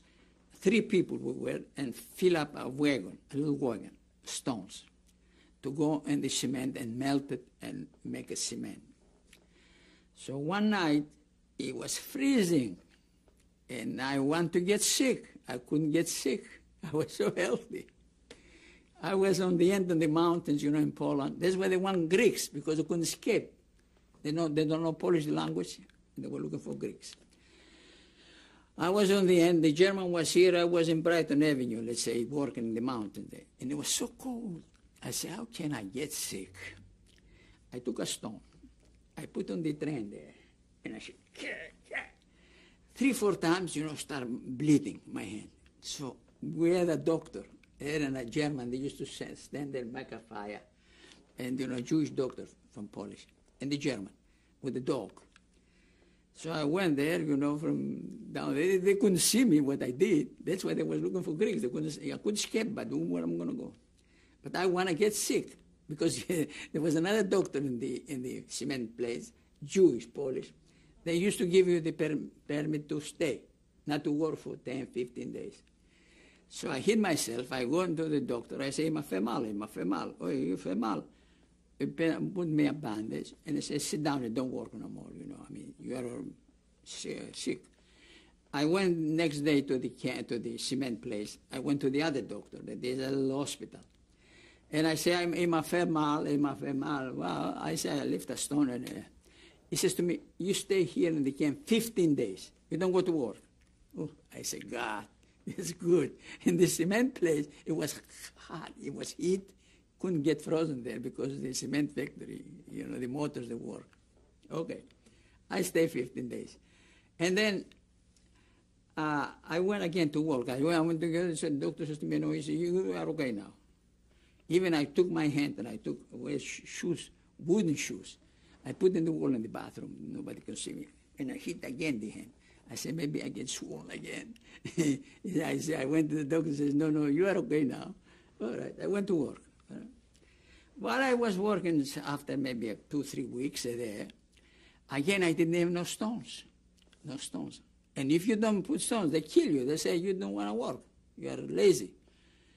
Oh, what can I do? I said, I took a piece of mud up from the mountain there, and I threw in the wagon, and I put some stones on top, small stones. And he went to the factory, and this is true what I'm telling, no lie at all. He went to the ground place, you know, the mud. It got stuck the ground there. Oh, they come to me and they say, you make sabotage. They're gonna hang you up. I say, well, what sabotage? He says, you train, you put a piece of mud and you stop the old factory there, the old ground that they got stuck. So they're gonna, he says the manager to me, the manager that used to work, they're gonna hang you up for sabotage. I said, just a moment, I said, we work 3 people to filter it. How do you know it's the other or the other? Who do you know it's you? I said, no, I am not. So you cannot say that I am and you're gonna hang me up because I did. Maybe I didn't do it. Ask the other 2. There were 2 more. And then, you know, I was lucky. They didn't do it. He says the manager of the cement plant, he's a good worker. He says, oh, he's an excellent worker, fast worker, good worker. So. Okay, we're going to change the tape now. Yeah. Tape number 4, survivor David Perez. You were talking about the work that you did in the concentration camp. How long were you there? About 2 years, breaking stones. And you did that all the time while you were there? Did you do that work the whole time you were there? All the time the same work, breaking stones, 8 hours. Sometimes night shift, sometimes day shift. To send them to the trains live and go to the cement plant, and they used to make cement, melt the stones from the mountains. We have civilians put dynamite in the mountains, Polish civilians. They used to put the dynamite, and that's we used to work, breaking big stones with it, You gotta be strong to break these stones. We used to take the stones from the mountain, pieces with a piece of iron that we had. Did you talk to those civilians at all? No, they didn't allow us to talk. But like I said, the only thing that it was a holiday there, New Year. I used to make in the stage, in the camp, in the cement place, magics. So, and they knew me as a magician, And the policeman says to the manager of the civilian, he says, this Greek, he produces potatoes from his stomach. Unbelievable. They say the Polish worker, they used to put dynamite. And he says, yeah, when can I bring my daughter to see him? He says, bring him anytime when he work there, He brought his daughter, far away was that. They didn't come near to me. They couldn't see if I'm doing the right producing. So I say to the manager, give me 2 little potatoes. He gave me 2 little potatoes. I put one in my mouth. And, I used to do, put in my pan. I didn't put it. The same potato, I got them again and again. But I did it so good, he believed it. He says his daughter, it's unbelievable. How he produces potatoes, this man, this prisoner, He believed it and he left. They didn't say it's a lie or something. And then they give me twice to eat, because it says you're a magician. Okay, they give me twice to eat. They believe that I'm a magician. And like I said, so far we were working there and stealing something. Then, like I say, I went in the kitchen when I was working at nighttime, and daytime in the morning I got up, and I went in the canteen, and I grabbed a turnip, a big one. They used to make soup with it. And the German was taking a shave across.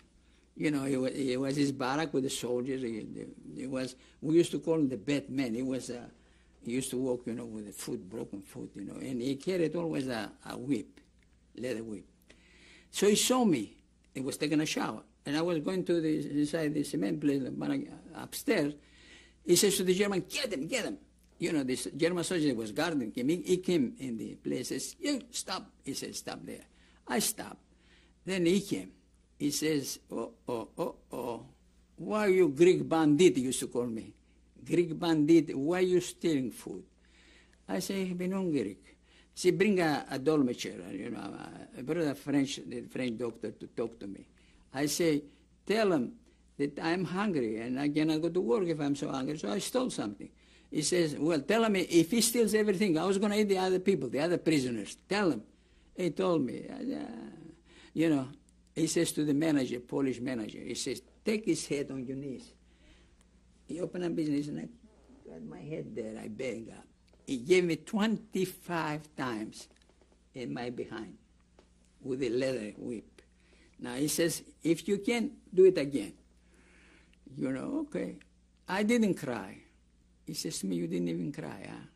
He couldn't believe it. Okay, 25. And then another time I went in the kitchen and they had some kind of a paste. They used to make soup. And I took, piece of paper, and I was stealing from the kitchen. Nobody was up. I got early in the morning because I was working that night. And I got some, and I was going upstairs to eat. And the man of the kitchen, this time he was coming in. Oh, he says to me, you're stealing the food. Oh, I got to report you. He says to me, just a moment. He reports me to the manager, and the manager came, the German again. He says to me, you Greek bandit again? Okay, take his head and your knees. Again, he gave me 25. It's 50. And then, while I was sick, it was a French fella with me sick. And he says, they give us order to clean the bathrooms, take the pills. I want to do it, I say, okay? He says to me, I got to report you if you don't want to do it. I say, if you report me, I'll beat your head. I say, I'll kill you. And then he reported me. I took him upstairs in the bed, and I was beating him. And the German came at the time, he made some noise. He says to me, you again, bandit, he used to call me, Greek bandit. Come down, put his head, take his head, another 25, 75. And then, while I was taking food, he was standing there, the German, with a whip, and looking how they give us the food. So we had some things there. They give us soup first, and then they give us some potatoes. I took the potatoes, I put in the soup, and I gave him again potatoes. He saw me. The man that he put potatoes, he says, I gave you potatoes. You dump them in the soup. And the German was there. Oh, he says to me, you again? He took the food from me and gave it to some other prisoner. He says, you're not going to eat now. Okay. And then the man of the kitchen was Jewish. He brought me food, without knowing. He says to me, what could I couldn't see the magnet. I didn't see you. I saw you. And he was standing next to me. So this is the way I used to manage to live, to stay alive. Because they used to bring wrestlers, boxers, they used to box and things like that. 2 or 3 weeks, they remain bones. No, we stay the same. So we stayed there about 2 years breaking stones. And then we hear, you want to ask me? Yeah, can you describe a little what your living conditions were like there? The living conditions, it was, we sleep in mattresses. They were straw mattresses, And they were not so good, the living conditions. How many people were in your barracks? About 400. 400 people? 400 people. And Sundays, the Germans, they were there, because they had barracks, they were there. And we didn't work Sunday. And they used to say, Lausapil. We used to get in the sun and the laus. We had a lot of laus. And, break the laus, in the sun. Chink, chink, chink, chink. Sitting there, and the German was watching us. Because we had laus, a lot of laus. You had what? Lice. Uh-huh. Lice. Uh-huh. Yeah. I didn't have too many. I was okay. I don't know, maybe my system. Uh-huh. And then he says, now, who are boxers? The boxers. They were Polish with a French boxing. And then I said, hey, I am a boxer. I said, give me gloves. Sunday. And the Germans, they like to watch us boxing. I was boxing with another Greek friend of mine. And then when I went through to get the food, they gave me twice food. Oh, boxer, you see me boxer. I say, Bologna, yeah, Jimmy to eat twice. Boxer, no boxer. Magician. So I did things like that to manage, to stay alive. So, all right, after, like I said, 2 years I was working there, breaking stones, the Russians, they were coming. Oh, I say, I'll be free from the Russians. Good. Boom, boom, you could tell maybe 15, 20 miles. Boom, boom, boom, boom, bombing. I say, oh, good, tomorrow we'll be free from the Russians. In the morning, around 5 o'clock, it was even January, February, cold in Poland. Austin, we got up. What? Stay in the line. So we stay in the line, They didn't say nothing to us where we're going to take us. But they want to take us from there. They didn't want to let us get free from the Russians. So bad they were. So I was in the line, and early in the morning I was shivering, I was doing like that. So the manager came that was looking, he says to me, "Du bist ein Schoner. You are a sick man. Go on the other line," to put me in the crematorium. All right? He pushed me. Wild. I couldn't even talk to him. I couldn't even say, "No, I'm not sick. I just cold." Get on the line, whatever, get on the other line, to put me in the truck and take him to the crematorium. The minute he pushed me in the other line, he went to see some more people if they're more sick. I jump in the good line again. This is the way I live. I jump and I stand and then shower. And they did fast, they took us. They took us from Poland to Germany. They just give us a piece of margarine, and that's it. No bread, no nothing. From Poland to Germany, walking day and night, 5 days and 5 nights, in the snow, in the highways. There was no trucks, there was nobody, just snow. They were going down. What kind of clothing did you have to protect yourself with? The crazy clothing that I have in the picture, that's all. No coats, no nothing. Sometimes they give us a coat, but a crazy coat, from cotton. But they didn't give us too much. So we were walking there. We were 400 that would work in the cement place. We arrived there, 80 people only in Germany. The minute somebody would fall down, from hungry, from cold, the German was going with a rifle, he had a pistol, plop, plop, plop, plop, plop, like it's killing flies on the highways. They left them there. We arrived in Germany. They put us in some camps there, garages, I don't know what it was, to sleep there for a while. And they used to say, "Who was Vorarbeiter?" Vorarbeiter in the camp, the head manager, I used to say, ich. I was never Vorarbeiter. They used to give me to feed the other people. Who was there in the camp? In the camp, nobody was there. There was not camps with just garages, I don't know, places would sleep for 2-3 days. Were there any Germans there? German soldiers, but there were not Germans around. Only German soldiers guarding us, that's all. Were there any other prisoners, any other Jews there? No, the ones we went from the Goleschau, who come from the cement place, no other place, no. It was some kind of garages, I don't know. They put us for a while to sleep there. And then they will figure out how they're going to take us, from there. Did they give you food? Huh? Did they give you any food? No. No food. I had in my sack there a little margarine. I used to take at night and in the morning a spoon of margarine, to oil my intestines. And then I had a hard time, to go to the bathroom, because only margarine, No eat. 5 days and 5 nights. Then from there, we were already in Germany. They didn't want us to see us as prisoners. They put us in trucks, German trucks, and they took us to a camp, I was liberated there. Felddampfing. How long did you travel in these trucks? In the truck, no, about 2-3 hours, they took us from somewhere that nobody was there, and they didn't want the Germans to see us, They took us in the camp with the trucks.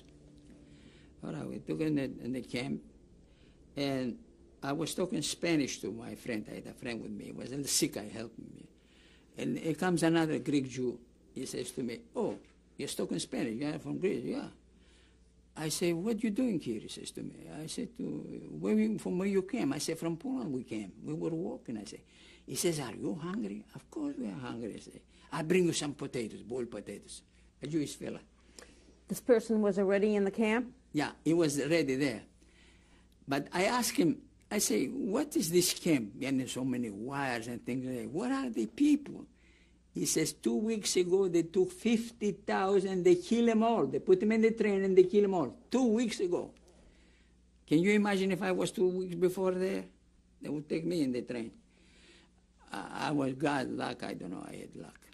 So, and I say, how you hired? He says to me, they had some bathrooms, you know, in the ground, a hole. He says, I went there in the hole, and I hide there myself. So the Germans didn't take me. I said, it's wonderful, that's good, that's good. And we were not too many there, you know, sick, only the sick people. As sick, the brothers from Poland. So I was standing there in the barrack, the concentration camps. It was guarding us Austrian soldier, you know, German, but it was from Austria. They were not so bad like the German soldiers. He was guarding in the camp there. And then this man, the Jewish man, he was drunk. I said, Solomon was his name. Where you find to drink in the camp? He says, I got it. And you know what he says to me? 2/3 will be liberated. I said, how do you know? I say, and he was swearing Hitler. I said, if they hear you swearing about Hitler, they're going to kill you. Oh, he said to me, 2/3 will be free. 2:30. An American came, you know, so he was a big shot. He was walking in the front, a black man, you know, and he came and he said to the Austrian soldier, give me the rifle. And we opened up the doors and we started throwing the heads, you know, we had heads. And we hug him. He says, okay, slow down. And then in the back of him, there were the soldiers, you know, the American soldiers. And then some American soldiers, they came in the camp, they asked if anybody's sick. I said, no, you know, we're not sick. We stayed there in the camp about a month. We didn't know where to go. The Americans the soldiers didn't know what to manage, to do something with us, where to put us, you know. We stayed there about a month, and then this Jewish man, he spoke a little Yiddish, I think, German. He says to us, we're 20 Greeks, and one Goy, one Christian, 19 Jews and one, because his wife was Jewish. And he came, he says, I'm going to go to Germany to war with you. And he got in the camp.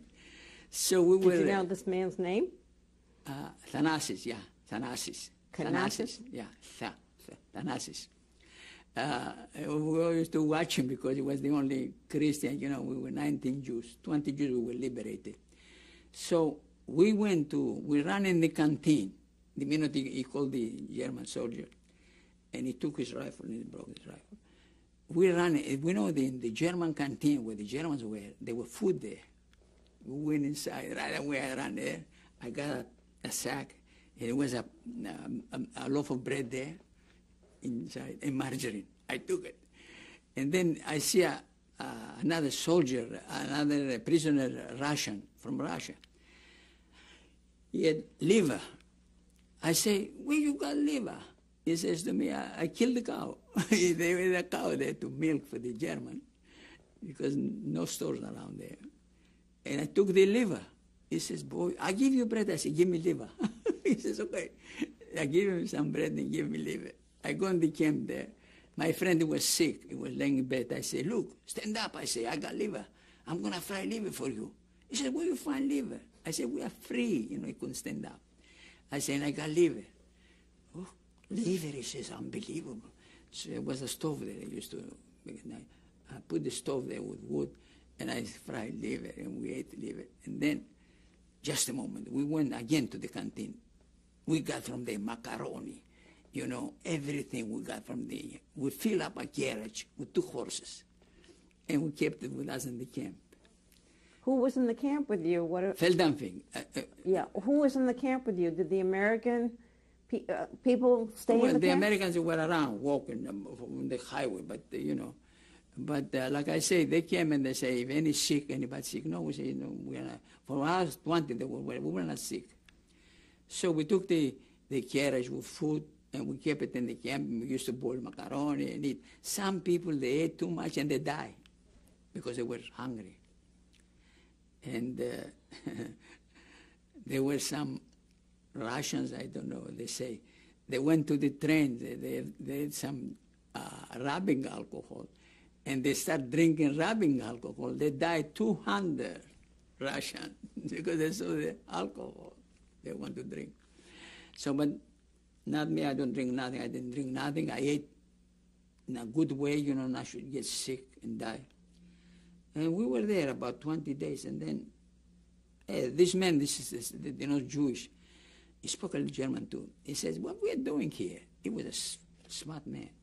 Do you remember his name? Solomon. Oh.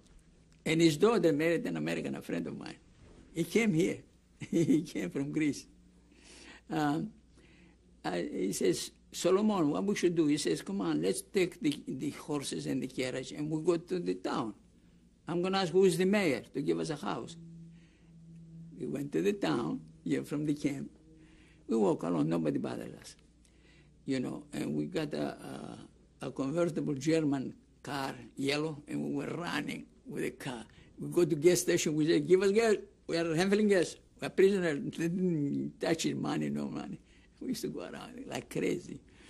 So we went to the town. He says, he asked in German, who is the mayor? He says, oh, there's the mayor. He goes to the mayor and says, look, we are prisoners and we need a house. He says, oh, I can give you a house. There's a building there. The Germans used to live there. They have their radios and beds and everything. Go there, you know. What was the name of this town? Huh? What was the name of the town? The house, it was a German house, that's all. What was the name of the town? Of the town, it was like a Mildorf, something like that. Mildorf. Yeah, Mildorf was the town, yeah.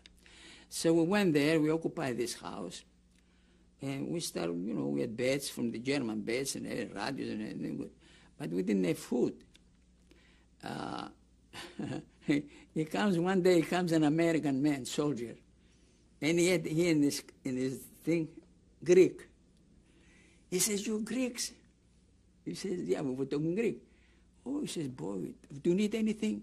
Of course we need cigarettes, we need that, you know. He says, okay, you know what you do, he says to us?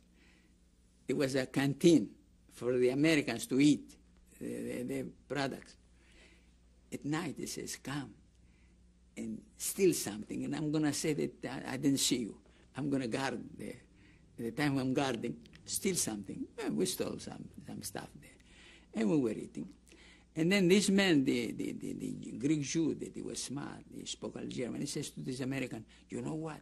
I know the general, a German general, that in the basement, he's got cognac, he's got whiskey, he's got everything. Bam. Oh, he says, that's Greek, let's go. Let's go. Because you couldn't sell it, whiskey after the World War II. Couldn't find nothing, no wine, nothing. So they went there, you know. I didn't go, I mean the truth. And they took some, and they brought us in the house. And we used to fill up bottles and give it to the Americans. You know, they used to bring us cigarettes, chocolates. And, so we're living there about a month or two. And then comes an Israeli soldier, I mean, from England, English soldier. They were with the army, with English. He says, you know, we want to take you to Israel. Can you speak a little louder? To Israel. I said, okay, let's go to Israel. And they took us. But first he says, we're going to take you to Italy. And, you know, and they took us to Italy. Some Greek general came, and he says, in the camp, and he says, any Greeks, you know, my sons, my brothers, let me take you to Greece again, you know, the general with an airplane. I said, no, I don't want to go. Some they went. He took them, some Jewish people from the camp. I said, I don't want to go because I figured that hell, when I was Greek, I was fighting. And then when the Germans came, I was Jewish. So I'm Jewish, I don't want to go no more to Greece, you know. I hate Greece, you know. So I stayed there, and then the soldiers, they took us to Italy. Did the soldier have a name? Did you know anything about him? No, they didn't tell us names and things like that. And like I say, when we were in Germany there, we had the German house there, I had the horses in the backyard. And a German goes by and he says, hey, verkaufen. He says to me, the horses, you sell them? I tell him, what are you going to give me? He says, marks. I say, the marks you take it to the bathroom. I told him in German, I could speak a little bit. And then he says, what do you want? I say, I want chicken for the horses. Okay. How many chickens? I say, I want, yeah, give me 4 chickens. No, he says, I'll give you 2 chickens. For 2 horses, 2 chickens. But the horses in the back, they couldn't eat nothing. They didn't eat that. They're going to die. I said, 2 chickens, take them. And he brought me 2 chickens. We boiled them, we ate them there. Unbelievable, 2 horses, 2 chickens. And we stayed there for a while. Still these English people that took us to Italy. How did they take you to Italy? With English trucks, armored trucks, you know, that they figured this is ammunition, army ammunition, that passes to Germany, to Italy. And they were saying, the Germans, what do you, English stuff, you know. And the English at that time, you know, they occupied already, you know, the Germans. They couldn't speak too much, the Germans. And they took us to Italy. Did they have any papers for you? How did they manage to get you to Italy? Well, they managed to put us in the trucks, and they say, when we're going to pass through the mountains of Germany to Italy, don't scream. If the kids are there, keep them quiet. So I'm going to say that I got army stuff in the trucks. That was cool.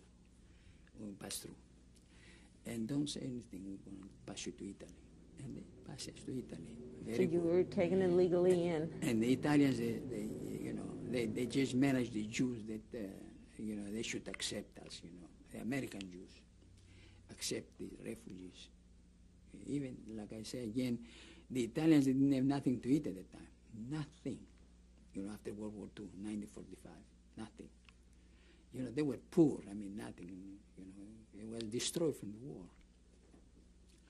So we went there. Where did you go to in Italy? In Italy, Cinecittà. Cinecittà means where they make movies. Cine is movie, città is city. And Mussolini had a lot of rooms there for the fascists. They used to stay there, they used to dance, and they used to talk there, Mussolini. And this Cinecittà, I don't know how many rooms there were there. It was like a city, Cinecittà. They stopped us there because we couldn't put us anywhere else. You know, we were a lot of refugees. And then from there, the Jewish people, American Jews, they came and they say, no, you're not going to stay here in Cinecittà. You were plenty in camps in your life. We'll take you someplace in Ostellito di Mare, which were hotels there, room hotels, bomb. The Jewish people, they put money, they fix them, and they say the owner will pay your rent, but we'll fix it. And put 30, 40 families in every hotel, you know. How many near the ocean. How many people were you all together? Altogether, maybe 100 families. Yeah. That had come to Italy? Yeah, come to Italy. And some they put them there, some they put them in another place, you know. Mostly they put us in Ostellito di Mare, which they were bomb hotels. They were a lot of rooms. Otherwise, we couldn't rent for us apartment. And we used to live in the hotels there, you know, near the ocean. Beautiful. The Jewish people, they pay the rent, you know. Not only that, and there was an American Jewish committee in Rome. They have an office, and they help us whatever we need, you know, whatever, you know, they want to live or we want to eat, we want to go, you know. And as a manager, I used to go there, and I used to get food for the Jewish people. But they used to ask me, how many children you have in the kibbutz, and, you know, in the hotel. I say 20 children. You take 20 milk, you know, the milk and the cans, you know, take for the children. And I used to distribute the children, extra sugar, you know. We used to live all right and cook and eat, you know. And we're going to change the tape now. Okay, all right. Tape number 5, survivor is David Perez. You were talking about the work that you were doing there for the refugees. Could you tell us a little bit about how you got that work, how you got the job, and what you were doing? In Rome? Right. Well, like I said, they put us in a kibbutz to send us to Israel. Mm-hmm. But some people, they say, no, we want to go to America, Australia, Canada, you know. And I was to go to Israel, but I figure, I think I hear that the king of Greece, he made a law. Whoever Jew will come back from the camps, from survivors, he can heritage millions of dollars. It belongs to him, he can get them. So I say, why should I go to Israel? You know, if I get this money in Greece, nobody was alive, only me, the only one I got. So from Italy, like I said, I worked there as an interpreter and maskir manager for the refugees, because nobody could speak Italian like me of these refugees. Polish, Hungarian, Romanian, Czechoslovakians, you know, Lithuanians, they couldn't speak Italian. I could speak Italian. They made me a manager. They vote for me, you know, and they made me a manager. And then the refugee organization, they call it IRO, International Refugee Organization, IRO, they used to pay me 15,000 liras a month to take care of the Jewish, and 3,000 plus as refugee. And plus they used to give us food. And the hotel we didn't pay rent, only the Jewish people they paid. So I was there for 5 years. I didn't want to go. In Greece, they were fighting the government, the Greek government, with the communists, the king with the communists, and they throw him out, the king, exiled. If I would have gone to Greece, you know, I would be a soldier. I would go, they would send me fight against the communists. It's good. I was lucky I didn't go. I said, I don't want to go to Greece. I want to stay in Italy. Italy had a beautiful life there, you know. Why should I go to Greece? Fighting. It's not enough they took me from Greece to concentration camps. Because a friend of mine, when I went to the Jewish community in Greece, I see his picture. He was killed in the communist, you know, fighting against the Greeks, the king, you know. It's good I didn't go.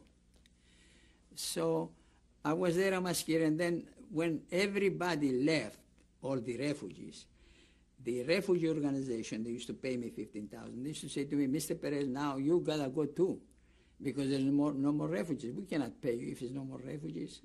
I was the last one. Okay. So what were you translating for them? Were you just translating for them to the other refugees? Was that your job? Yeah, I was going in Rome with identification cards and names, go to the bank and say, I have so many refugees here, there in Osel de Mar, so many thousand, 3,000 each. The bank used to give, because I had the card capo, and they used to give me the money, and you know, and anything else. And I'm going to tell you something, I don't know if it's all right. We were refugees there, and we were friends with the Italians. And some Italians, they say to me, no, you know, you are the capo. The 1st of May, we have a celebration, Communist Day. We want you to bring all the refugees with you. Bring them to demonstrate the communists. So what can I do? We live in Italy. And I say, okay. I said to these people from the kibbutz, let's go and demonstrate. And we demonstrated. We demonstrated nothing, but we were walking. And then they called me the chief of the police. He says, send a policeman there in the kibbutz, says, call the capo. I want to talk to him. So I went to the chief of the police in Ostia di Mare, where we used to live. And he says to me, I'm going to ask you some questions. Are these people that you have there communists? I said, no. So he says to me, why you demonstrating with the communists? I say, just a moment. I say, we live here, you know. We didn't want, you know, to get bad with Italian people. I told them to go there. But, I said, listen to that. I said, these people, they used to live in communist country. Hungary, Czechoslovakia, Lithuania, Poland. They all left because they didn't want to be communist. So, and now he says to me, you are all right. Of course, I said, they want to immigrate to America, to Israel, to Canada. No, they want communists to stay there. All these people. He says to me, okay then. Then I believe you that, you know, I say, all these people are going to emigrate anyway. They won't stay in Italy.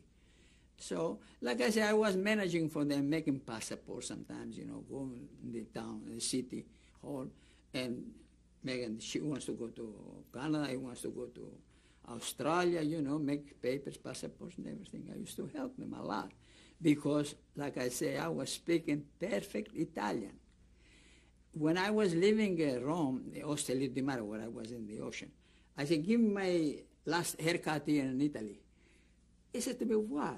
I said, because I'm going to go to Greece. "Ah, Commander, don't joke. Don't make jokes." He says to me, "You're Italian." I am not. I had to show my identification card Italian that I was born in Salonika. Then they believe me. They say, "No, you know." And then, like I say, I did business there, you know. I sold golden watches, and then cigarettes, sugar. They used to call me the big fish. And they used to say, they says to me one, "Hey, you are a big fish. You want to buy a factory, soda factory?" I said, "What for?" He says to me, "It's for sale, 400,000 lires. You got money." I said, "But I'm Greek. I'm not going to stay in Italy." It was a different buy. He says to me, "No, I'm not going to buy," you know. And then he says to me, "Okay." The Italians, they were looking for leather jackets, and they want gabardine pants. They wanted. And I used to sell everything, cigarettes. And he says, he comes an Italian to me, he says to me, he spoke English. He says to me, "Come on, you are a big fish, you can buy. I'm going to take it to an American man." He was a 2-star, a big shot, black. He married with an Italian. He was standing in an apartment. And I went inside, I said, "You got a gabardine pants?" He said, "I got it." Leather jacket? I got it. I used to buy from him leather jacket, I say for $10. I used to sell for $50. You know, I made money. And then he had milk, you know, the cans of milk. And he had the cases. I said to him, "Sell this milk?" I couldn't speak English, but I said, "Milk, sell milk." He says, "Oh, this is for my child." His wife was pregnant. So I used, like I said, to turn things like that, you know, and managing and talk and help people, you know. It was an old woman.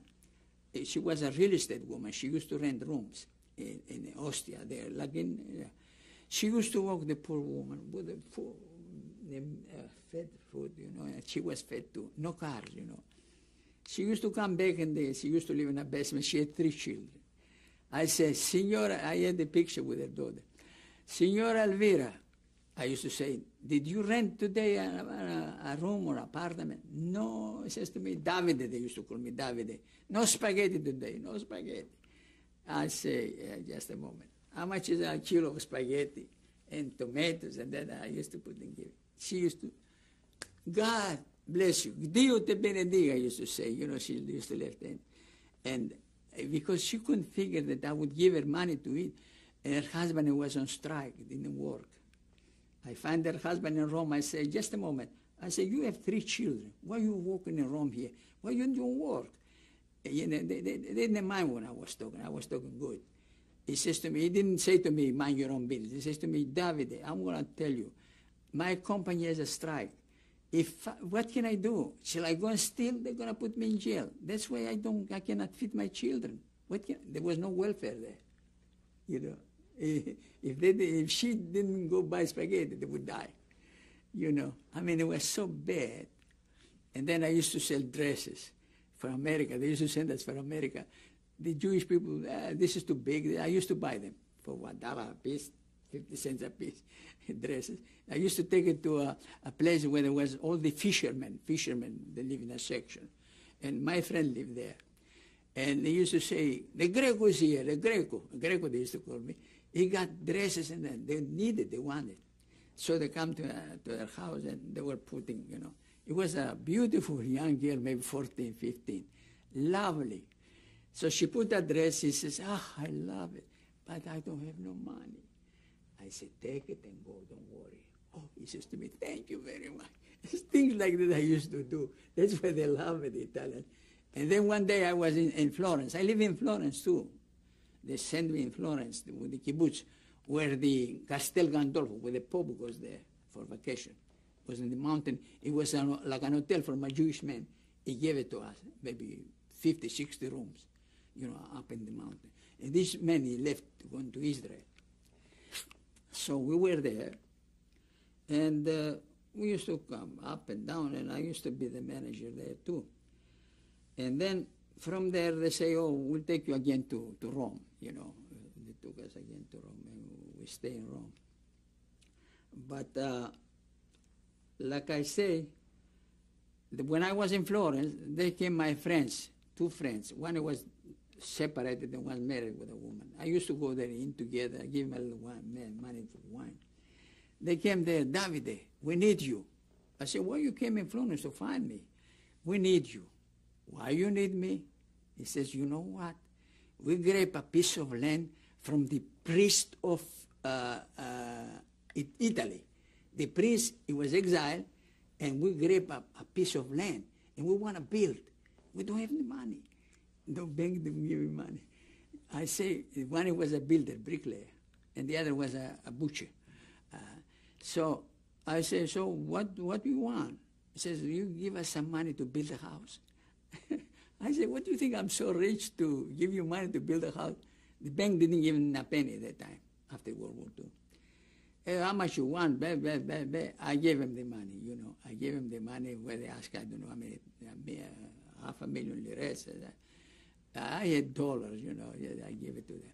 They built one room, another room, in the middle dining room, and outside the bathroom, you know, a little barrack there in the ground. And they built a well, because no water, and the long beach was, you know, all sand. The priest of Italy owned this land. He says, the hell with him, he's out. You know, some communist people will grab land because we didn't have no house. So I give him money to build. But I said, I'm gonna leave to Greece. You're gonna give me the money back. I don't know how they're gonna manage. Just say to me, no, don't worry, David. We'll give you the money back. Before I left, I say, Giuseppe and Dante, that was the name, give me the money because I'm leaving to Greece. They gave me the money. See, I was so lucky. I mean, if they won't give me, what could I do? No papers, no, nothing. No sign, no nothing. And then, like I say, I was in Greece, and they know me that I had money because I sold the properties. A friend of mine says to me, a very good friend, my cousin, my brother-in-law says to me, he has a factory that he makes some canvas bags, you know, and he goes to auctions, military auctions, and he needs money. Can you give him 100 golden sterling, 100 golden sterling, gold? I say, what? But why should I give him? He give you 5 goldens a week profit because he buys good stuff. In the what girls are sewing, you know. I said to him, I'll give it to him. But when I go to America, they got to give me back. No papers, no nothing. I gave him 100 golden sterling. And every week I used to go there, give me 5, which was good price, good interest. And then when I was ready, I say, tell your brother-in-law that I'm going to America to give me the money. He gave me the money. Like I said, no sign, no paper, no, just seconds. This is the way it was. With everybody that I did business, nobody cheated me. Nobody, you know. I was good to them, and they were good to me. And then I had to come to America. When did you find out about your family? Well, I knew because they came only in the Birkenau. This is the only way. They die, all of them, there. They didn't take in another camp. All they came there and they killed them there. I knew that they were dead. Even when I was in Milano, when they brought us to Italy, the English soldiers, they asked me, what do you want to know about Greece? I say, I want to know if anybody's alive. I knew that nobody, but they say, okay. And they answered me, no, nobody's alive. You know. Did you go back to the house where you had lived? No, there were some Greek refugees there from Bulgaria. You know. I didn't want to talk to them, nothing, you know. Like So you stayed in Greece for 1 year. 1 year, and then 1 year. And I went to the Jewish community. They have a Jewish community still there, you know, offices there and everything. And they had all this property that people that didn't come back, they took it over, you know, millions of dollars. So I went there, I say, here I am, David Perez. I was in Italy, I say, 5 years, and 3 years in concentration camp, 8 years. Now I came from Italy, I say. They used to call me Marelli. Somebody gave me an Italian name because I came from Italy. They used to call me, hello, Marelli. I was not Marelli. Even a man came from Greece. They used to work in the Jewish community, made for me papers. He says, I came here and I was asking, where is Marelli? where's Marelli? I forgot that your name is now Marelli. And then he found me. He used to work for the Jewish community. He made the papers for me. So in Greece, like I say again, I came there, I sleep in a hotel, but this Greek friend of mine, he says to me, come to my house. And then I got an apartment of this property that I heritage. And I want to sell them. They own everybody millions of drachmas. When I went to the city hall in Greece, in Saloniki, I say, I want to release me this property. I want to sell it. Oh, you own 4 million drachmas.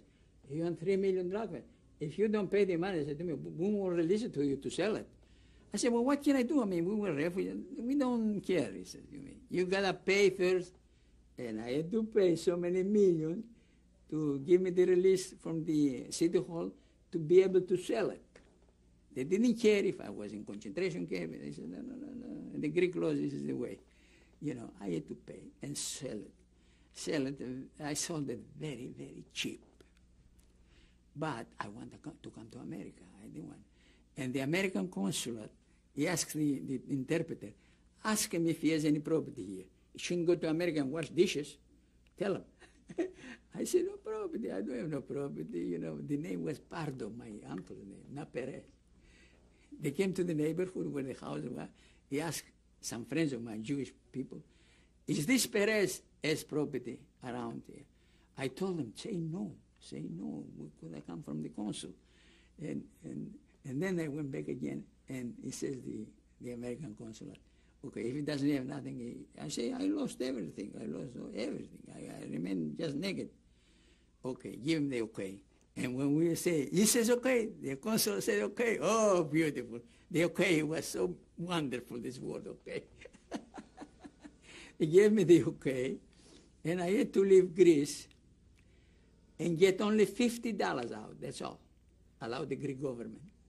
So I'm gonna bring the money that I had from Greece. My lawyer says to me, he was a Jewish lawyer, smart.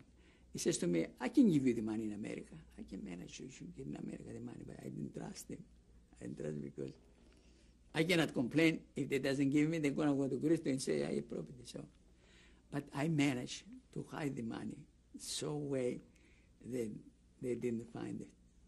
I bring American checks. I was lucky that I didn't bring, checks that was no good. They were all good checks, $1,000, $2,000, $500, I bought them in Athens. I gave him the Greek money. And it was a friend of mine. He had a man that he had it was a store that sold watches, gold there. He says, go to my friend and tell him that I send you. He's going to bring a Greek that you can give him the gold and sterling, and he's going to give you checks, American checks. All figure, And I had a girlfriend there, a Greek girlfriend. I say, look, if they catch me, I say, with the money. She was standing on the balcony there in the place, Perez, where I go to live to take the boat. I say, if you see that they catch me and they're going to put me in jail, I don't have nobody to help me. I don't have nobody. So you call the Greek Jewish community, either in Athens or in Saloniki, and tell them that they got me, so they might do something for me, And I gave her some money that I have. Now they can say, in case you work out. She sent me pictures here with her father and mother. She wants to get married with me, but Okay, so I think we need to come to the United States and to talk a little bit about what happened here in the United States. Yes. I came to America here in the United States. I had Milwaukee, Wisconsin. I had the contract to go there and work. The Jewish people, they made for me. Because you got to sponsor you to come, not to work for the government, the government to feed you. But I say when I came to New York, they took us in a hotel, the American Jewish Committee, in a hotel in New York. And there was a woman there, voluntary woman. He used to ask. They couldn't speak English, the people that I have with me, the Greeks, families. He says, how can I get it? I say, I speak Yiddish. Oh, come and talk to me. And I say in Yiddish to her, he wants to go. is this man, he says, I want to go to Florida. And I told her, she says, no, Florida is for the older people. He's young. We don't send him to Florida. So I want to go to California. Where you want to go, he says to me. I say, I want to go in Boston. I say, I have a fiancée in Brooklyn that I was with her in Italy. I say, and I came here. He says to me, okay, you go to Boston, to Brooklyn, live, I say. And a man was, two women, they were waiting for me in the station. He says, he looks like that, and they said to me, you are David Perez? Yeah. I said, come over here. They took me, and they said to me, where do you want to go? I said, I want to go there. They took me there. And then a Jewish man, an American man used to come from the American Jewish Committee, and they used to bring me in Roxbury to give me a room. They were Jewish at that time.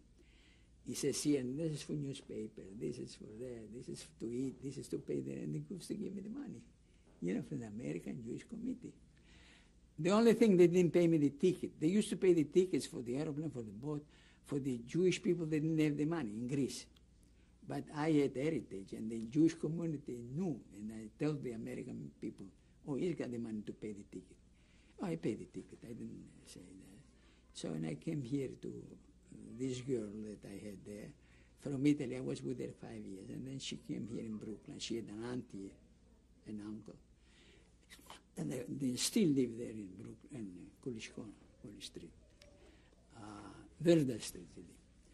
And I said to them, I don't know what to do here now. I don't speak too much English.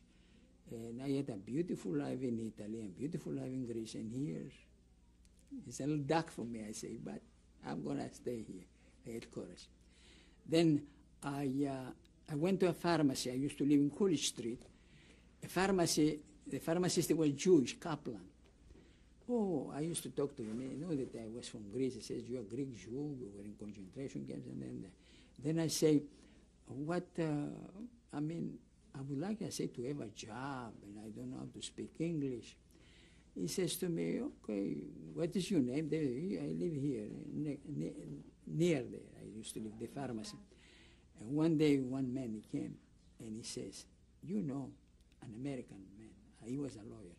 He says, I am a lawyer, but I have a dye house. And I had an Hungarian dye man, and he left me. And now he's everything on me.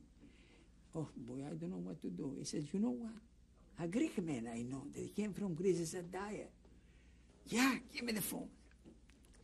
So that's how you started on your profession here in the United States.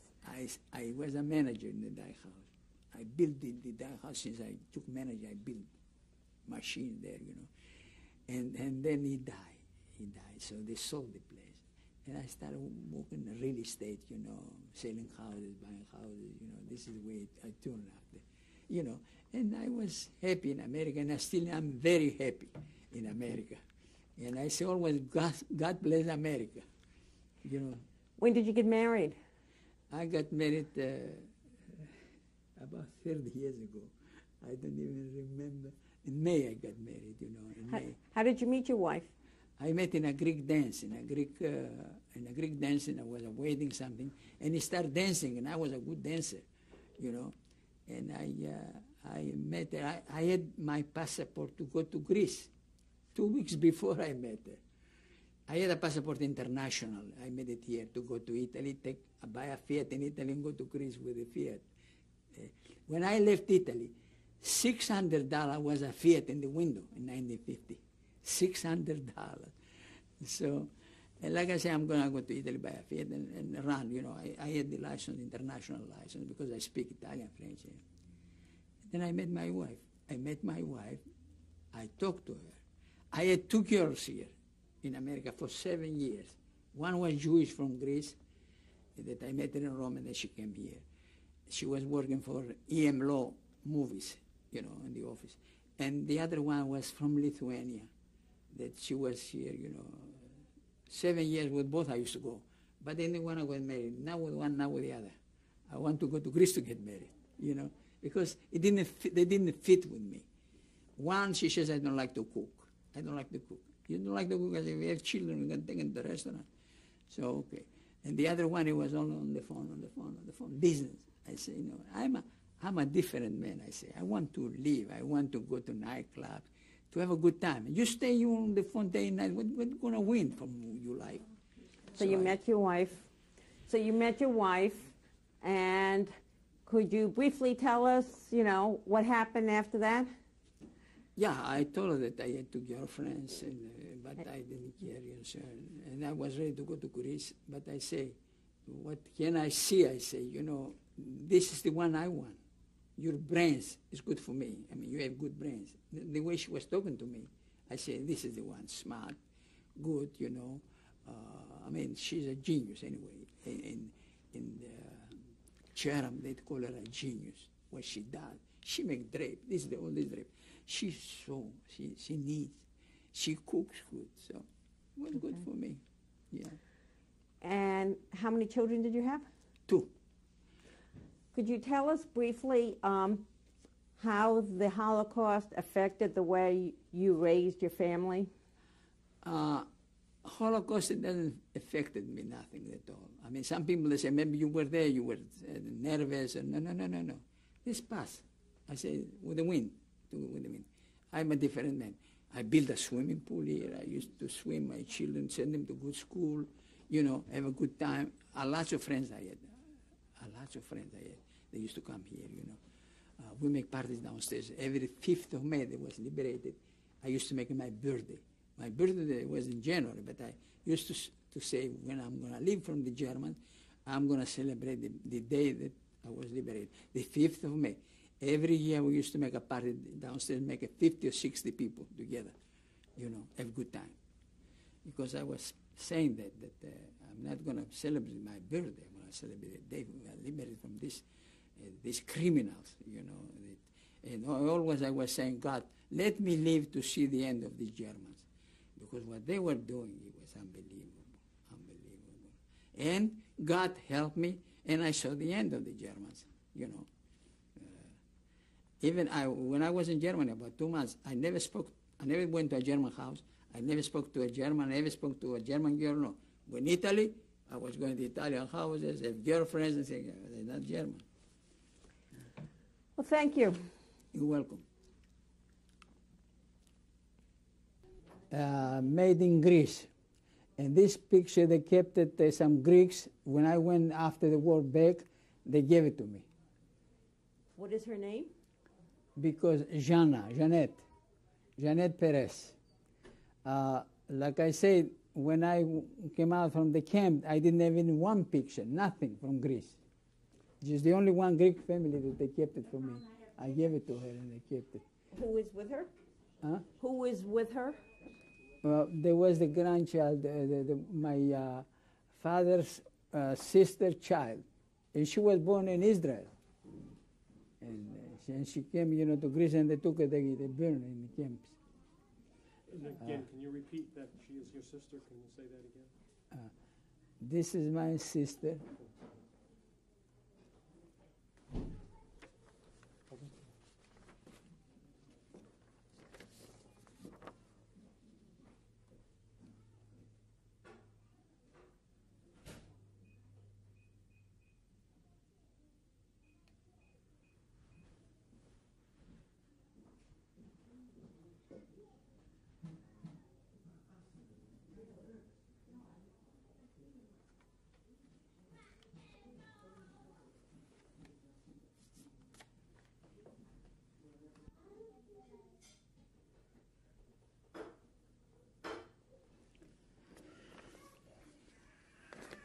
Could you tell us when the picture was taken In 1947, and where? in Ostia Lido di Roma, Italy. And what was the occasion? It was some kind of Hanukkah or Rosh Hashanah. We used to celebrate that. And the kibbutz. We call it kibbutz because we were all together, families, refugees from Lithuania, Poland, Czechoslovakia, Romania, Hungary. We were all together there. And we used to celebrate holidays in Italy.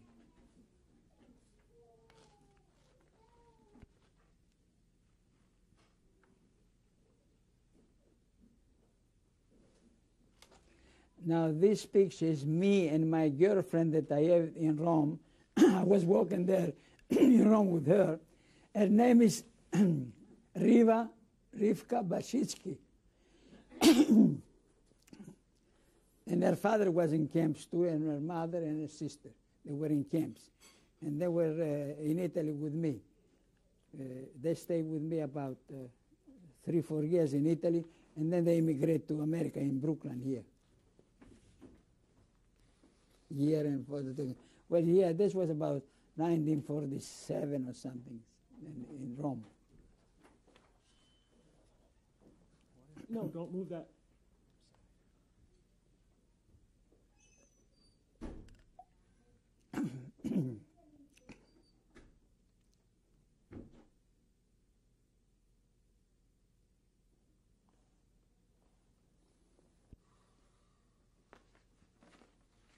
So this is in Greece.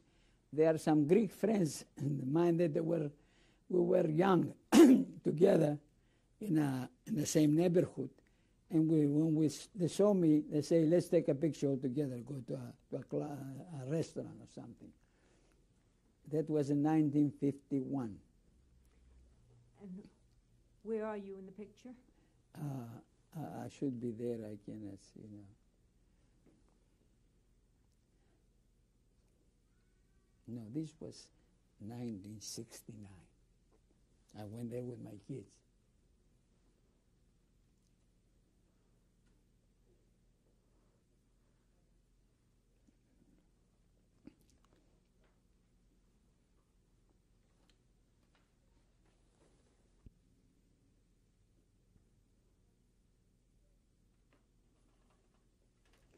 This is my license before I came to the United States.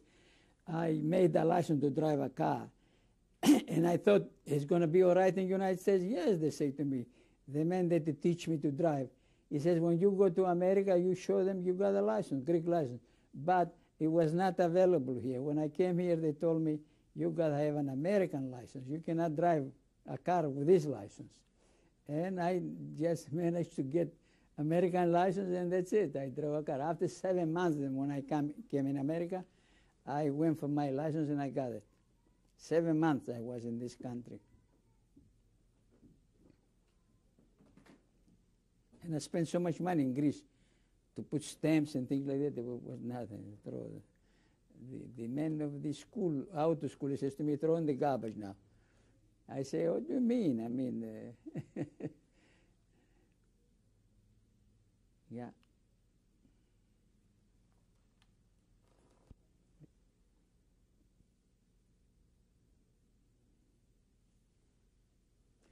This is my identification card in Germany. That when I was liberated in Germany, I didn't have no identification card. I was naked, let's say, no pictures. And then the Americans, they took me to City Hall in München, and they made me make a document that I was David Perez and the number of the hand here, and where I was, which camps I won, and that I was liberated there. This is the identification from Germany. And the other side is written in English.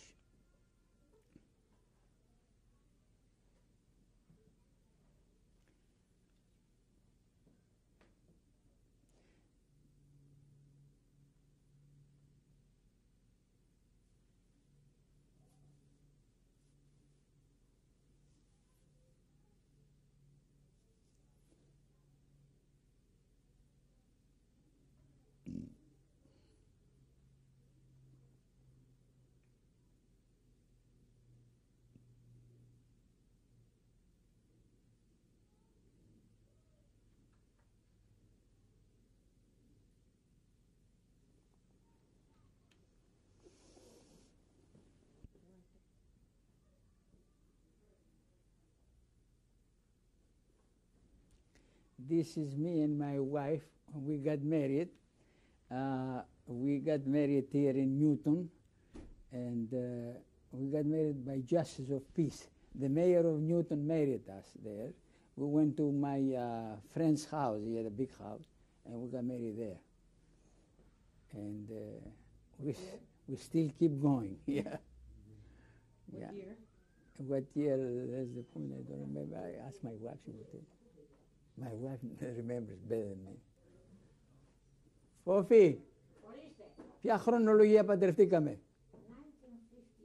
1958. 1958. We got married. June 14. In May, we got married. In May. Not May, June. June, okay. See, Well, I don't remember. I tell you, you're not through yet. See, my wife, she remembers better than me. She's staying. Now, Okay. This is, I am in Chatham, which in my house I have in Chatham, and I'm showing the number of my hand in the right and the left side, in the left hand. And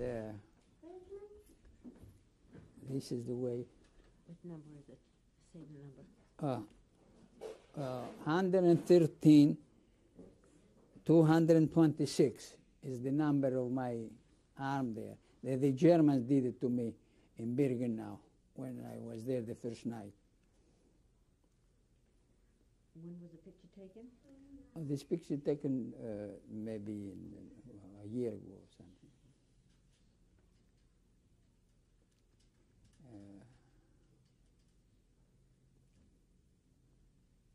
Yeah, a year ago I was taking the picture.